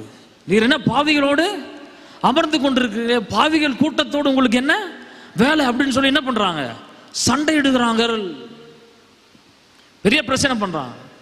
அடுத்தது பார்க்கிறோம், ஓய்வு நாளிலே கிறிஸ்து அற்புதம் செய்யும் பொழுது ஒருத்தன் என்ன பண்ணிட்டான்னா பாயை தூக்கிட்டு நடந்து போயிட்டான். எல்லாருக்கும் தெரியும். பாயை தூக்கிட்டு நடந்து போன உடனே இதை பார்த்த பரிசேயர்களுக்கு பயங்கர கோபம். எப்படி ஓய்வு நாள்ல இவன் வேலை செய்வான், எப்படி ஓய்வு நாள்ல இப்படி பாயை தூக்கிட்டு நடக்கிறானே, எப்படி இந்த கிறிஸ்து ஓய்வு நாள்ல அற்புதம் செய்யலான்னு சொல்லிட்டு பெரிய சண்டை நடக்குது. புதிய ஏற்பாட்டில் பார்த்தீங்கன்னா முக்காவாசி சண்டை என்ன, பரிசேயருக்கும் இயேசுக்கும் இதே தான் சண்டை. ஏன் இந்த மாற்றம்? பழைய ஏற்பாட்டில் ஓய்வு நாளில் ஆலயத்துக்கு போய் ஆராதிச்சாங்க, மற்ற வேலைகளை அப்பப்போ செய்தாங்க. ஆனால் பிரதானமாக ஆண்டவர் ஆராதிக்கிறதுல முக்கியத்துவம் கொடுத்துட்டு அதுக்கப்புறம் மற்ற வேலையை செய்தாங்க. ஆனால் இந்த 400 ஆண்டுகள் அந்த அந்த இடைப்பட்ட காலத்தில் இயேசு வந்த பிறகு ஒரு பெரிய மாற்றம் வராங்க. பரிசேயர் எல்லாரும் என்ன பண்றாங்கன்னா, எல்லாரையும் அவர்கள் திட்டி தீர்க்கிறார்கள். பெரிய ஒரு மாற்றத்தை வைத்திருந்தாங்க. ஜனங்க எல்லாரும் பயப்படுறாங்க பரிசேயர்களுக்கு. யார் இந்த பரிசேயர்கள்? இன்னொரு பக்கம் பார்க்கிறோம், இந்த பரிசேயர்கள் மாத்திரம் இல்லை, இயேசுவோடு இருந்த சீஷர்கள் என்ன பண்றாங்கன்னா, சமாரியர்கள் என்ன பண்றாங்கன்னா வெறுக்கிறாங்க. சமாரியரை பார்த்தாலே என்ன ஆகலைன்னா அவங்களுக்கு ஆகலை. ஏன்? முதலாவது பரிசேயரை நாம் பார்ப்போம். இது எப்படி ஆரம்பித்தது என்கிறது வருகிறது என்பதை குறித்து நாம் பார்ப்போம். அப்போ ஏற்கனவே நான் சொன்னது போல இந்த பரிசேயர் எங்கிருந்து வராங்கன்னா, ஐ பிரிஸ்ட் ஜாடுன்னு ஒருத்தர் இருக்காரு. அவருடைய பீரியட் முடியுது. முடிந்த பிறகு சைமன் சிமியோன் என்கின்ற ஒரு மனுஷனை ஆண்டவர் எழுப்புகிறார். இந்த 400 இடைப்பட்ட காலத்திலே பல நாட்கள் பல வருடங்கள் தேவனுடைய பிள்ளைகளை தேவனுடைய வழியில் நடத்தினவன் யார் என்று பார்த்தா சைமன், சிமியோன். இந்த சிமியோன் என்ன செய்கிறான்னா, அவனை குறித்து எங்கு வாசிக்கிறோம்னா, நம்முடைய வேதாகமத்தில் எங்கேயும் வாசிக்க முடியாது. எங்க நம்ம வாசிக்கிறோம்னா, சீராக்கின் ஞானம் அதிகாரங்கள் 50ஆம் அதிகாரம் 1ஆம் வசனம் 2ஆம் வசனம் 3ஆம் வசனம். இது இப்போ வாசிக்க வேண்டாம், அடுத்தது வாசிப்போம். அது இல்லைன்னு நினைக்கிறேன், நான் கொடுக்க மறந்துட்டேன். சீராக்கின் ஞான அதிகாரங்கள் அப்படின்ற ஒரு தள்ளுபடி ஆகமன்னு ஒன்று இருக்கு. அதில் 50ஆம் அதிகாரம் 1ஆம் வசனம் 2ஆம் வசனம் 3ஆம் வசனம் வாசிங்கன்னா சிமியோனை குறித்து எழுதப்பட்டிருக்கு. இந்த சிமியோன் அந்த நாட்களிலே தேவனுடைய பட்டணங்களை கட்டினான், தேவனுடைய பிள்ளைகளை ஆதரிக்கிறான், தேவனுடைய பிள்ளைகளை தேவனுடைய வழியில் அவன் நடத்துகிறான். இதை குறித்தெல்லாம் எழுதப்படுகிறது. அப்போ இவன் வாழ்ந்த காலத்தில் தான் இந்த சிமியோன் 3 கூட்டத்தை குறித்து அவர் பேசுகிறார். அதை குறித்து இப்போ நம்ம வாசிப்போம். சீராக்கின் ஞானம் அதிகாரங்கள் 50ஆம் அதிகாரம் 25, 26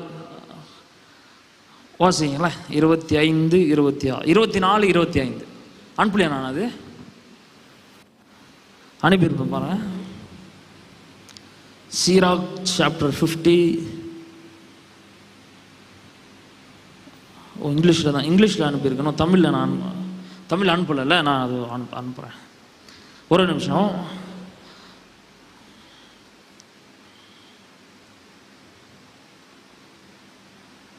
வாசிங்க. சீராக் 50ஆம் அதிகாரம் 25, 26. உங்களுக்கு டிஸ்பிளேல போடுவாங்க, நீங்க அதை ஃபாலோ பண்ணிக்கலாம். இது தள்ளுபடி ஆகமங்கள்ல இருந்து ஒரு புஸ்தகம், அது பேர் சீராக். அது அந்த புஸ்தகத்தில் 50ஆம் அதிகாரத்தில் 25ஆம் வசனம் 26ஆம் வசனம் வாசிக்க கேட்போம். தலைப்பு அருவருப்பான மக்கள் இனத்தார். 2 வகை மக்கள் இனத்தாரை என் உள்ளம் வெறுக்கிறது. 2 வகை மக்கள் இனத்தாரை என் உள்ளம் வெறுக்கிறது. 3ஆம் வகையினர். 3ஆம் வகையினர் மக்கள் இனத்தாரே அல்ல. மக்கள் இனத்தாரே அல்ல. எல்லாரும் சொல்லுங்க. 3ஆம் வகையினர் மக்கள் இனத்தாரே அல்ல. அவர்கள் சமாரியா மலை மீது வாழ்வோர். சமாரியா மலையின் மீது வாழ்வோர். பெலிஸ்தியர். செக்கேமில் குடியிருக்கும் அறிவற்ற மக்கள். செக்கேமில் குடியிருக்கும் அறிவற்ற மக்கள். ஒன்னு சொல்றாரு. யாரு? இந்த 400 ஆண்டுகள்ல குறிப்பிட்ட வருடங்கள்ல யாரு நடத்திட்டு கொண்டு வரானா? இந்த சிமியோன் நடத்தி கொண்டு வருகிறார். இந்த சிமியோன் என்ன எழுதுறாருன்னா, 2 வகை மக்களை நான் வெறுக்கிறேன். அதுல முக்கியமா அந்த 3ஆம் வகை மக்கள் அவங்க மக்களே இல்ல. அவங்க யார் அப்படின்னு பாத்தீங்கன்னா, அவர்கள் சமாரியா மலை மீது வாழ்வோர். பாயிண்ட்டை நீங்கள் பிடிச்சிருக்கணும். நிறைய பேர் எங்கே வாழ்கிறாங்க? சமாரியா மலையின் மீது வாழ்வோர். அடுத்து சொல்கிறாரு பெலிஸ்தியர் செக்கேமில் குடியிருக்கும் அறிவற்ற மக்கள். எங்கேருந்து ஆரம்பிக்குதுன்னா எங்கே ஆரம்பிச்சிருச்சு. இவர் தான் கொண்டு வராரு, இது கொஞ்சம் கொஞ்சமாக உள்ளே வருது. அப்பயும் கொஞ்சம் பிரச்சனை இருந்தது சமாரியாவுக்கும் இஸ்ரேல் மக்களுக்கும். ஆனால் எப்போ ஸ்ட்ராங் ஆச்சுன்னா இந்த சிமியோன் இதை என்ன பண்ணுறாருன்னா உள்ளே கொண்டு வர்றாரு. சிமியோன் வாடும் பொழுது அவர் சொல்கிறாரு, மூன்றாம் இனத்தாரை நான் வெறுக்கிறேன். அவங்க யாருன்னா சமாரியா மலையின் மேல் வாருகிறவங்க. யார் அங்கே வாழ்ந்தான்னா சமாரியா மக்கள். நீங்கள் வேதாகமத்தில் வாசிக்கும் பொழுது திருப்பி கொள்ளுங்க, கொஞ்சம் பைபிளுக்கு அப்படி போவோம். யோவான் 5ஆம் அதிகாரம் 52, 53, 54 வசனம். யோவான் மன்னித்துக் கொள்ளுங்கள், லூக்கா 9ஆம் அதிகாரம் 52, 53, 54. லூக்கா 9ஆம் அதிகாரம் வாசிங்க. மைக்கில் வாசிக்கிறீங்களா? தமக்கு முன்னாக தூதர்களை அனுப்பினார். தூதர்கள்னா பரலோக தூதர் இல்ல, மெசஞ்சர்ஸ். அதாவது அங்க இருந்த வாழ்ந்த மக்களை இயேசு அனுப்பினார். அவர்கள் போய் அவருக்கு இடத்தை ஆயத்தம் பண்ணும்படி சமாரியாவுடைய ஒரு கிராமத்திலே பிரவேசித்தார்கள். இயேசு அவர் எங்க போறாரு? சமாரியாவுக்கு போறாரு. எருசலேம் வந்து போறாரு. அவர் எங்க போறாருன்னா சமாரியாவுக்கு போறாரு. அவருக்கு எதிராக தான் இருக்கு. இப்போ அவர் போவதற்கு முன்பதாக என்ன பண்றாருன்னா, கொஞ்சம் ரிவர்ப் கம் பண்ண முடியுமா? போவதற்கு முன்பதாக என்ன செய்யறாருன்னா ஒரு ஆட்கள் அனுப்புறாரு. இப்போ பாஸ்டர் வராருன்னா ஃபோன் பண்ணி என்ன பண்ணுவோம், இன்னைக்கு நாங்கள் வரோம் அப்படின்னா நீங்கள் ஆயத்தப்படுவீங்க. அந்த மாதிரி இயேசு வராரு.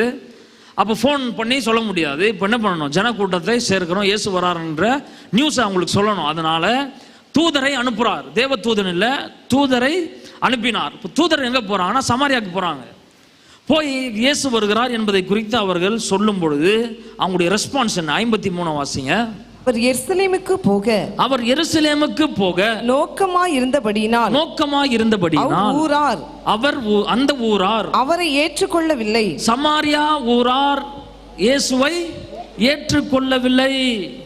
அடுத்தது வாசிங்க. அவருடைய சீஷராகிய யாக்கோபும் யோவானும் அதை கண்டபோது ஆண்டவரே எலியா செய்தது போல வானத்திலிருந்து அக்கினி இறங்கி, எல்லாரும் சொல்லுங்க, வானத்திலிருந்து அக்கினியை இறக்கி இவர்களை அழிக்கும்படி நாங்கள் கட்டளையிட உமக்கு சித்தமா என்று கேட்டார்கள். நாங்கள் கட்டளையிட உமக்கு சித்தமா என்று கேட்டார்கள்.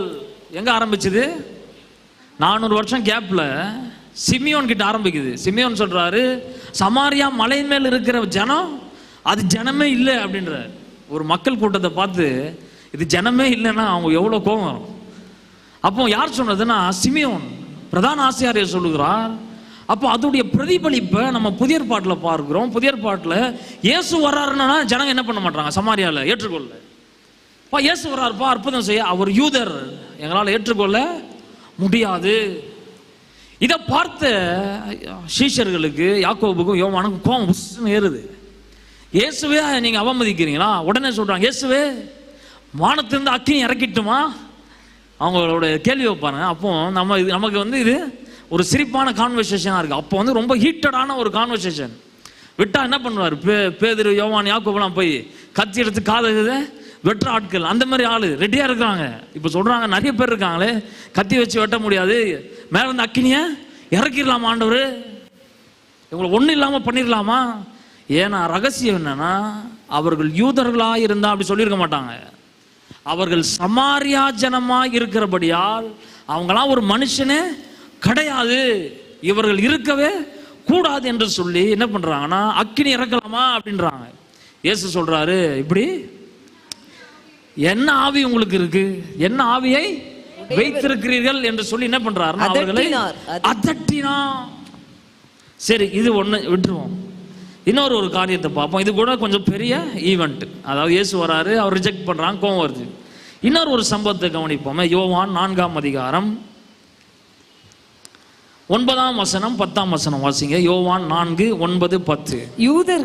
யூதர்கள் சமாரியருடனே சமாரியாவுடனே சம்பந்தம் கலவாதவர்கள்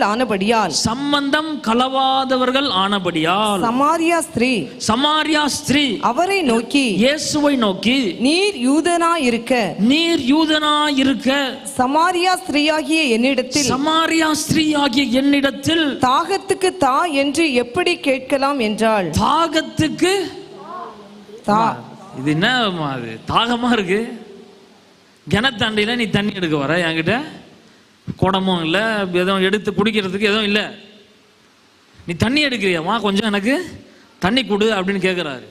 அவளுடைய ஃபர்ஸ்ட் ஆன்சர் என்ன?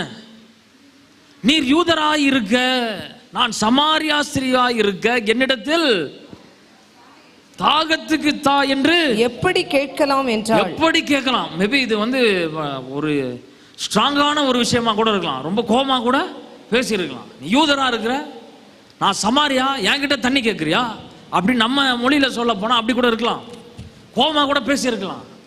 அதில் முந்தின வசனம் வாசிக்கிறோம், சமாரியாவும் யூதர்களும் கலக்காதவர்கள். அப்போ அவங்க ட்ரெஸ்ஸில் மாற்றம் இருந்திருக்கும், அவங்க அப்பியரன்ஸில் மாற்றம் இருந்திருக்கும், ரெண்டு பேருக்கும் வித்தியாசம் இருந்திருக்கும். ஆனால் நம்ம இதில் கவனிக்க வேண்டியது, ஏன் இந்த மாற்றம், ஏன் இவ்வளோ ஒரு கோபம், ஏன் யூதர்கள் சமாரியார்களை அப்படி வெறுக்கிறாங்க, ஏன் பைபிளில் பார்க்கும் பொழுது சீஷர்கள் கூட இயேசுவோடு இருந்தவங்க அக்கினி இறக்கலாம், அவங்களை கொன்று போடணுன்ற ஒரு வெறி. இயேசு ஒரு உதாரணத்தை சொன்னார், எல்லாம் நல்லா கவனிங்க, இது இப்போதான் உங்களுக்கு புரியும், கான்டெக்ஸ்ட் புரியும். இயேசு சொன்னார், இயேசு ரொம்ப என்ன பண்ணுறாங்கன்னா டார்ச்சர் பண்ணுறாங்க இந்த பரிசேயர். உடனே இயேசு ஒரு உவமை அடிக்கிறார். ஒருவன் எரிகோ வழியா என்ன பண்ணுறான், எருசலேம் எரிகோ வழியா புறப்பட்டு வரான். அப்போ வந்த கள்ளர்கள் என்ன பண்ணிடுறாங்கன்னா அந்த மனுஷனை குற்றுயிராக்கி போட்டுறாங்க, அதாவது சாவ கிடக்குறான் அவன். அப்போ இவனை யார் காப்பாற்றுவா அப்படின்னு கேட்குறாரு. அப்போ இயேசுவே சொல்றாரு, ஒரு லேவி அந்த பக்கம், லேவினா ஆசாரியனுடைய பொறுப்பில் இருக்கிறவன், தேவாலயத்தில் வேலைகளை செய்கிறவன், லேவி கடந்து போறான். லேவி அதை பார்த்துட்டு அதை என்ன பண்ணிட்டான், பார்க்காமலே போயிட்டான். இவங்களுக்கும் வரல. ரெண்டாவது சொல்றாரு, ஒரு யூதன் வருகிறான், குற்றுயிராக கிடக்கிறான், சாவ கிடக்கிறான், எடுத்துக்கிட்டு இருக்கான், ஜீவன் அவனுக்கு போக போகுது. அப்படிப்பட்ட ஒரு சூழ்நிலை பார்க்கும் பொழுது நீங்களும் நானும் என்ன பண்ணிடுவோம், உதவி செய்திடுவோம். ஆனால் அவனையும் பார்த்துட்டு போயிடுறான். ஜனங்களுக்கு கோவம் வரல, பரிசேயருக்கு கோவம் வரல, யூதர்களுக்கும் கோவம் வரல. அடுத்து சொல்றாரு, ஒரு சமாரியன் ஒருவன் வருகிறான். அந்த சமாரியன் அவனை தன்னுடைய வாகனத்தில் அவன் ஏற்றி என்ன பண்ணுகிறான், கொண்டு போய் ஒரு இடத்திலே, ஒரு வீட்டிலே சேர்க்கிறான். சேர்த்து விட்டு 2 பணத்தை கொடுக்குறான். நம்ம அது புதிய ஏற்பாடு பழைய ஏற்பாடு நம்ம ஒரு இல்லுஸ்ட்ரேஷனுக்கு வரோம், ஆனால் அது கிடையாது, சொல்லிக்கலாம். ஆனால் உண்மையான அர்த்தம் என்னன்னா, சமாரியன் கொண்டு போய் என்ன பண்றான், சேர்க்கிறான். சமாரியன் காயத்தை கட்டுறான். சமாரியன் அவனுக்கு என்ன பண்றான், எண்ணெய் பூசுகிறான், திராட்சை ரசத்தை கொடுக்குறான். செய்யறது யாரு, சமாரியன். சமாரியன் சமாரியன் இவங்களுக்கு ஹீட் ஆகுது. எவ்வளோ தைரியம் இருந்தா சமாரியனை குறித்து எங்ககிட்ட நல்லதான் நீர் பேசுவி. அப்போ இயேசு கேட்கிறார், இவர்கள் யார் நல்லவங்க, யார் இவனுக்கு நண்பர் அப்படின்னு கேட்கும் பொழுது, யார் உதவி செய்தானோ அவன் தான்றாங்க. எல்லா பரிசேயருக்கும் சரியான கோபம், பீக்கில் இருக்கு, தலை உச்சில கோபம். சமாரியன், யார் இவர்களுக்கு நண்பன், சமாரியன். யார் நல்லவன், சமாரியன். யார் உதவி செய்தா, சமாரியன். யார் காயம் கட்டினா, சமாரியன். யார் என்ன பூசினா, சமாரியன். சமாரியன் சமாரியன் ஒன்று இங்க இருக்கிற எல்லாரும் கோபம் பிடிச்சிக்கிட்டு ஏறுது, பரிசேயர்களுக்கும் யூதர்களுக்கும். ஏன்னா 2 பேருக்கும் ஆகாது. அங்கே இயேசு என்ன சொல்றாருன்னா ஒரு பாயிண்டை கொண்டு வராரு, அதான் பாடுறோம், நல்ல சமாரியன் இயேசு. ஆனால் அவர் சமாரியன் இல்லை. என்ன சொல்ல வர்றாருன்னா, நீங்கள் யூதராக இருக்கிறீங்க, நீங்கள் தேவனுடைய பிள்ளையாக இருக்குன்றீங்க, ஆனால் நீங்கள் என்ன பண்ணுறீங்க, சமாரியர்களை வெறுக்கிறீங்க. அந்த பாயிண்ட்டை கொண்டு வராரு. இது நீங்கள் அதை திருப்பி நீங்கள் படிக்கும்போது உங்களுக்கு இன்னும் நல்லா புரியும். அப்போ ஏன் இவ்வளோ ஒரு கோபம்? உங்களை வெறுப்பேற்றுறதுக்கு நான் என்ன பண்ணலாம், உங்களுடைய எதிரியை எடுத்து என் பக்கத்தில் உட்கார வச்சு என்ன பண்ணலாம், ஒரு கல்யாணத்துக்கு வரீங்க, இல்லைன்னா எங்கேயாவது ஒரு ஃபங்க்ஷனுக்கு போகிறீங்க, இல்லை உங்கள் காரில் யாரையா கூட்டிகிட்டு போகிறீங்க. இப்போ நீங்கள் எல்லாரும் நிற்கிறீங்க, உங்களுக்கு ஒரு எதிரி இருக்கிறார் வைத்துக்கொள்ளுங்க. இப்போ நீங்களும் நிற்கிறீங்க, இப்போ எப்சிபா இருக்கிறாங்க. இப்போ எப்சிபாவுக்கு ஒரு எதிரி இருக்கிறாங்க, ஒரு உதாரணத்துக்குமான எதிரி இருக்கிறாங்க. இப்போ நான் எப்சிபாவும் நானும் யூதர், ஒரே கூட்டம். ஆனால் இப்போ எப்சிபாவுக்கு பிடிக்காத ஒரு நபர் இருக்கிறாங்க, அவங்க சமாரியர்.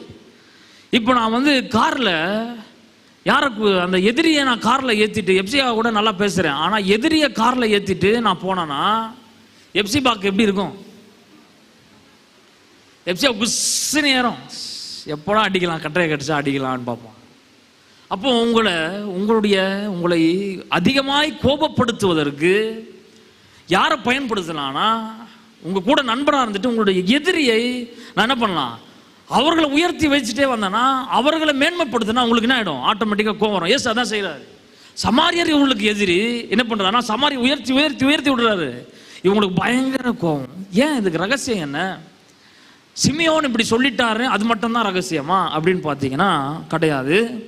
இந்த சமாரியர்கள் என்ன செய்தாங்க அப்படின்னு பார்த்தீங்கன்னா, நம்ம வாசிக்கும் பொழுது ஒரே நிமிஷம், இந்த சமாரியர்கள் செய்த ரொம்ப கொடூரமான காரியம் என்னன்னா, ஏன் இவ்வளவு வெறுப்பு அப்படின்னா, அவர்கள் அந்த கெர்சீம் மண்டையில் என்ன பண்றாங்கன்னா தேவாலயத்தை கட்டுறாங்க. யூதன் எந்த பக்கம் ஆராதிப்பானா, எருசலேமை பார்த்து. சமாரியார்கள் எங்க ஆராதிப்பாங்கன்னா அந்த கெர்சீம் மலையை பார்த்து ஆப்போசிட்ல ஆராதிப்பாங்க. படையற்பாட்டில் எல்லாரும் எதை பார்த்து ஆராதிக்கணும்? தானியேல் எந்த பக்கமா வந்து ஜெபம் பண்ணாரு? எருசலேமை நோக்கி அப்படின்னு இருக்கும். அவர் ஜன்னல் எருசலேமை நோக்கி அவர் என்ன பண்ணாரு? ஜெபம் பண்ணினா. அப்போ எருசலேமை நோக்கி தான் அவங்க ஜெபம் இருந்தது. ஆனால் சமாரியர்களை குறித்து வாசிக்கிறோம். இந்த சமாரியர்கள் யாருன்னா, இவங்க யூதர்கள். பாபிலோன் நாட்டில் அவர்கள் சிறைப்பிடித்து போகும்பொழுது இந்த யூதர்கள் என்ன பண்ணிட்டாங்கன்னா, பாபிலோனோடு கலந்து ஒரு புது குரூப் வருது, அதுதான் சமாரியர்கள். யாருக்குன்னா ஒரு கலப்படம், யாருக்குன்னா கோபம். ரெண்டாவது, அவர்கள் செய்த ஒரு தவறு என்னன்னு பார்த்தீங்கன்னா, அவர்கள் எருசலேமுக்கு எதிரான ஒரு மலை, மவுண்ட் கெர்சிம், அந்த மலையில் என்ன பண்ணிட்டாங்கன்னா தேவ ஆலயத்தை கட்டிட்டாங்க. கட்டினது மாத்திரம் இல்லை, இப்போ நான் வந்து உங்ககிட்ட சொல்கிறேன், இதுவரையும் 10 கட்டளை தான் இருந்தது. நைட் ஆண்டவர் என் கூட பேசினார், 11வது கட்டளை எழுது ரோலன்ஸ்ன்னு சொன்னார் அப்படின்னு சொன்னால் நீங்கள் என்ன பண்ணுவீங்க? நிறைய பேர் சூப்பர் சொல்லியிருந்தாலும் சொல்லியிருப்பார், எழுதுங்க, நிதானிக்க மாட்டீங்க. அவருக்கு பெரிய, இப்போ நான் சொன்னால் ஏற்றுக்க மாட்டீங்க. பெரிய ஊழியராக வரும்போது நைட் ஆண்டவர் வந்தார், என்கிட்ட சொன்னார் 11வது கட்டளை எழுது அப்படின்ன உடனே நான் சொன்ன உடனே என் பின்னாடி ஒரு குரூப் வந்துடும். ஆமாம், அவர் சொன்னால் கரெக்டாக இருக்கும் அப்படின்ட்டு நிதானிக்க மாட்டோம். அதே போல தான் புதிய ஏற்பாட்டுக்கு அப்புறம் ஒரு மனுஷன் ஒருத்தன் வந்தான். இது வந்து சும்மா ஒரு அடிஷ்னலாக சொல்கிறேன். மோர்மான், பைபிள் ஆஃப் மோர்மான்னு கேள்விப்பட்டிருப்பீங்க. அவங்க எப்படின்னா இப்படி தான் ஆண்டவர் எங்களுக்கு வந்து புதுசாக சொன்னார்னு சொல்லி புதுசாக கட்டளையெல்லாம் எழுதி வச்சாங்க. அவங்க தான் நம்ம என்ன பண்ணியிருக்கோம், தள்ளி வைத்திருக்கோம். நம்மளை தான் ஃபாலோ பண்ணுவாங்க. ஆனால் எக்ஸ்ட்ரா பைபிள் என்ன பண்ணியிருக்காங்க, எக்ஸ்ட்ரா ஒரு புக்கு அவங்க எழுதி வச்சுருக்காங்க. இப்போ ஏன்னா அவங்களுடைய சீஷருக்கு ஆண்டவர் அந்த மனுஷனுக்கு நைட்டு என்ன பண்ண சொப்பனத்தில் பேசி ஒரு புக்கை எழுத சொன்னால் எழுதி வச்சு அதில் புது இதெல்லாம் இருக்குது. மோர்மான், இப்போ ப்ரெசன்ட் டேஸ்க்கு மோர்மான்னு சொல்லலாம். அப்படி ஒரு குரூப் இருக்குது, பெரிய ஒரு குரூப். அவங்கள நம்ம வெறுக்கிறோம். அது வந்து கள்ள உபதேசம் நம்ம சொல்கிறோம். அந்த காலத்தில் பார்த்தீங்கன்னா யார் வந்து எழும்பி நின்று சொன்னதுன்னா, இந்த சமாரியா நாட்டிலிருந்து ஒருவன் எழும்பி வந்து 11வது கட்டளையை ஏற்படுத்துகிறான். என்ன கட்டளைனா, thou shall build an altar on the mount Gerizim. கெர்சிம் மலையிலே ஒரு பலிபீடத்தை கட்டு, அங்கே மாத்திரம்தான் நீங்கள் கர்த்தரை ஆராதிக்க வேண்டும். அதனால இயேசு வருமா சொல்றாரு, அந்த சமாரியா ஸ்திரீ கிட்ட சொல்லுவாரு, நீங்க சமாரியாவிலையும் அவங்க எருசலேமிலும் ஆராதிக்கிற நாட்கள் முடிய போகுது. இனி இந்த மலை அந்த மலை பார்த்து ஜெபிக்கிற நாட்கள் முடிய போகுது. கர்த்தர் அதெல்லாம் முடிக்க போறான்னு சொல்லி சமாரியா ஸ்திரீ கிட்ட இயேசு பேசுறத பார்க்கிறோம். அதெல்லாம் நமக்கு ஏற்கனவே தெரிஞ்ச விஷயம், அதனால சொல்லல. ஏன் இந்த சமாரியார் மேல அவ்வளவு கோவம்னா, 11வது கட்டளை எழுதினாங்க. மோசையை ஒருத்தரும் யூதர்கள் தொடவே விட மாட்டாங்க. மோசே சொன்னதை ஒருத்தரும் தொட விட மாட்டாங்க. இங்கே இந்த இத்தனை நாட்கள் கழித்து இந்த சமாரியர்கள் 11வது கட்டளை எழுதுறாங்க. எல்லாம் உங்க பைபிளை திருப்புங்க. கட்டளைக்கு போங்க, பெண் எடுத்து எழுதுங்க நான் சொல்றத அப்படின்னு சொல்லி ஒருவன் என்ன பண்றான்னா கட்டளை எழுதுறான். என்ன கட்டளை? மவுண்ட் கெர்சிம்ல என்ன பண்ணுங்க, பலிபீடத்தை கட்டுங்க. அந்த பலிபீடத்தில் மாத்திரம்தான் இனி ஆராதிக்கணும். பாருங்க, கடைசி நாட்களில் எருசலேம் மலையின் மேல் அவருடைய பாதங்கள் வந்து நிற்கும், வாக்குத்தத்தம். ஆனா அதுக்கு மீறி மாறுதலாக மவுண்ட் கெர்சிம்ல என்ன பண்ணுங்க, அங்க கட்டுங்க, ஆலயத்தை கட்டுங்க, அங்க பலிபீடத்தை கட்டுங்க. இது கட்டளை, இங்கு மாத்திரம்தான் கர்த்தரை ஆராதிக்க வேண்டும் என்கின்ற கட்டளை. எவ்வளவு பெரிய ஒரு பிளாஸ்பமி! இன்னைக்கு இயேசு மட்டும் இல்ல, முகமது போகக்கூடாதுன்னு நினைக்கிறேன், அவரையும் ஆராதிங்க. அடுத்த ப்ராஃபட் அவரு, இயேசுவும் ஒரு ப்ராஃபட் அப்படின்னு அடிக்கலாம். ஜாக்கிரதையா இருக்கணும். இயேசு வந்து எல்லாத்தையும் முடிச்சுட்டு போயிட்டாரு, எல்லாமே செய்து வச்சுட்டு போயிட்டாரு. இல்ல இவர் இயேசுக்கு அப்புறம் ஒருத்தர் வர அப்படின்னு ஒண்ணு இல்லவே இல்லை பைபிள்ல. இயேசுக்கு அப்புறம் யாரா வருவார்னு சொல்லியிருக்காங்களா? ஏசாயால எழுதப்பட்டது ஒன்னே ஒண்ணுதான். ஆதியாகமம் 3ஆம் அதிகாரம் 28ஆம் வசனம் நினைக்கிறேன். அங்க ஆண்டவர் ஒரு தீர்க்கதரிசனம் சொல்றாரு. உன்னுடைய கர்ப்பத்திலிருந்து, உன் வித்திலிருந்து ஒருவன் உண்டாவான், அவன் சர்ப்பத்தின் தலையை மிதிப்பான், சர்ப்பம் அவனுடைய காலை கடிக்கும். இதுதான் ஒரே தீர்க்கதரிசனம். From your seed, அவ்வளவுதான். உன்னுடைய வித்து, வித்துகள் இல்ல, உன்னுடைய வித்து, அதுதான் ஃபர்ஸ்ட் தீர்க்க தரிசனம். அதுக்கப்புறம் பாத்தீங்கன்னா எந்த தீர்க்க தரிசனம்? ஏசாயா 53 அழகா எழுதி வச்சிருக்காரு. அதை விட ஃபென்டாஸ்டிக் தீர்க்க தரிசனம் நமக்கு வேணவே வேண்டாம். இதுக்கப்புறம் வேற ஒரு தீர்க்கதரிசி வருவார் என்று எழுதப்படவே இல்லை. இதற்கப்புறம் ஒரு குமாரன் வருவார் என்று எழுதப்படவே இல்லை. கிறிஸ்து வந்து நானும் பிதாவும் ஒன்று சொல்லிட்டு போயிட்டார். இப்போ இந்த காலத்தில் இப்படிலாம் மாத்துறாங்க, அதை விட்டுருவோம். அந்நாட்களிலே சமாரியர்கள் கட்டளைகளை புதிதாய் அவர்கள் எழுதினபடியால் யாருக்கும் பிரச்சனைனா, சிமியோன் சொல்றார், இவங்கெல்லாம் ஜனமே இல்லை, இவங்கெல்லாம் ஒரு கூட்டமே இல்லை, இவர்கள் எல்லாம் நாம் அடித்து போட வேண்டும். அப்போ சமாரியருக்கும் யூதர்களுக்கும் என்ன பிரச்சனை அப்படின்னு பார்த்தீங்கன்னா, எது ரகசியம்? இதுதான் ரகசியம். அப்போ இந்த சமாரியர்கள் ஒரு பக்கம் எழும்பும் போதுதான் ஒரு வைராக்கியமான ஒரு கூட்டம் எழும்புகிறது. யார் அவங்க? பரிசேயர்கள். ஒரு பக்கம் இந்த கூட்டம் எழும்புது, வித்தியாசமான ஒரு டாக்டரின்ல போறாங்க, வேற ஏதோ மலையில கட்டுறாங்க, அங்க ஆராதிக்கணும்ன்றாங்க. இதெல்லாம் பார்த்து விட்டு ஒரு பயங்கரமான ஸ்ட்ரிக்டா கலப்படம் இல்லாத ஒரு சத்தியத்தை கையாள வேண்டும், சத்தியத்தை யாரும் புரட்டக்கூடாதுன்னு சொல்லி ரொம்ப கோபமா ஆக்ரோஷமா உருவாகின ஒரு கூட்டம் தான் பரிசேயர்கள். அந்த பரிசேயர்களுக்கு யார் முதலாவது தலைவனாய் இருந்தார் என்று பார்த்தால் யாரு? இப்பதான் நான் சொன்னேன், யாரு? Simeon the just. Simeon the just தான் முதலாவது பிரதான ரபி. அவர் தான் த கிரேட்டஸ்ட் ரபி அப்படின்னு சொல்றாங்க, ஃபர்ஸ்ட் பாரிசின்னு சொல்றாங்க, முதலாவது பரிசேயன். அப்போ அங்கிருந்து தான் பரிசேயர் கூட்டம் வராங்க. சதுசேயர்கள் யாருன்னு பார்த்தீங்கன்னா, இவங்க கொஞ்சம் லிபரல்ஸ், எல்லாத்தையும் பைபிள் எல்லாத்தையும் அப்படியே விசுவாசிக்கிறது யாரு? பரிசேயர்கள். கொஞ்சம் கொஞ்சம் அப்படி விட்டு விட்டு பிடிக்கிறது யாரு? சதுசேயர்கள். அவங்க வந்து உயிர்த்தெழுதலை நம்ப மாட்டாங்க, அற்புதங்களை நம்ப மாட்டாங்க, ஆனால் பைபிள் நம்புவாங்க, ஆண்டவரை நம்புவாங்க, யெகோவாவை நம்புவாங்க, இதெல்லாம் இருக்கும். ஆனால் அவங்க எதை நம்ப மாட்டாங்கன்னா, இந்த கை கழுவி சாப்பிட்றோம் இதெல்லாம் செட் ஆகுமாப்பா அப்படின்ட்டு அப்படி ஒரு குரூப், கொஞ்சம் லிபரல்ஸ். 3 வேளை ஜெபம் பண்ணா அதெல்லாம் முடியாது, ஆனால் நாங்கள் சதுசேயராக இருப்போம். அந்த மாதிரி கொஞ்சம் லிபரல்ஸ், அவ்வளோதான். கொஞ்சம் இந்த கிரேக்கை சார்ந்தவர்கள், அந்த கிரேக்க அந்த அரசாங்கத்தையும் கிரேக்க மொழியையும் அந்த கிரேக்குக்கு பின்பதாக அதற்கு பின்பதாக போனவர்கள் தான் யாருன்னு பார்த்தீங்கன்னா சதுசேயர். அப்போ பைபிளில் 3 செக்ட். யாரு? பரிசேயர் இயேசு காலத்தில், ரெண்டாவது சதுசேயர் சாடுசீஸ், அடுத்தது பிரதானமாக பார்க்குறது யாருன்னா சமாரியர்கள். இவங்க 3 பேர் தான் பிரதானமாக நாம் பார்க்கிறோம். இதுவரை உங்களுக்கு புரிந்து இருக்கும். அப்போ இன்னும் ஒன்று இது மட்டும் முடிச்சிருவோம். கடைசியாக தள்ளுபடி ஆகமங்கள், இதெல்லாம் ஒரு பேஸ் கொடுக்குறேன். அடுத்த வாரம் நம்ம முக்கியமான ஒரு இதுக்கு போக போகிறோம். இப்போ ஒரே ஒரு விஷயத்தை சொல்லிடுறேன். சிமியோன் தான் யாரு? பிரதான ஆசாரியன். அதுக்கப்புறம் யார் வந்தாங்கன்னா எலியேசர்னு ஒருத்தர் வராரு. எலியேசர் அவர் யாருன்னு பார்த்தீங்கன்னா சிமியோனோட பிரதர் அவர் வராரு. அடுத்தது பார்த்தீங்கன்னா எலியேசர் இறந்த பிறகு மனாசேன்னு ஒருவர் வராரு. அப்போ மனாசே யாருன்னு பார்த்தீங்கன்னா எலியேசருடைய பிரதர். அடுத்தது பார்த்தீங்கன்னா அவர் மரித்த பிறகு, மனாசே மரித்த பிறகு ஒனியாஸ் 2, அதாவது அவர் யாருன்னு பார்த்தீங்கன்னா யாரு? சிமியோனுடைய பையன். சிமியோன் டாப்ல இருக்காரு.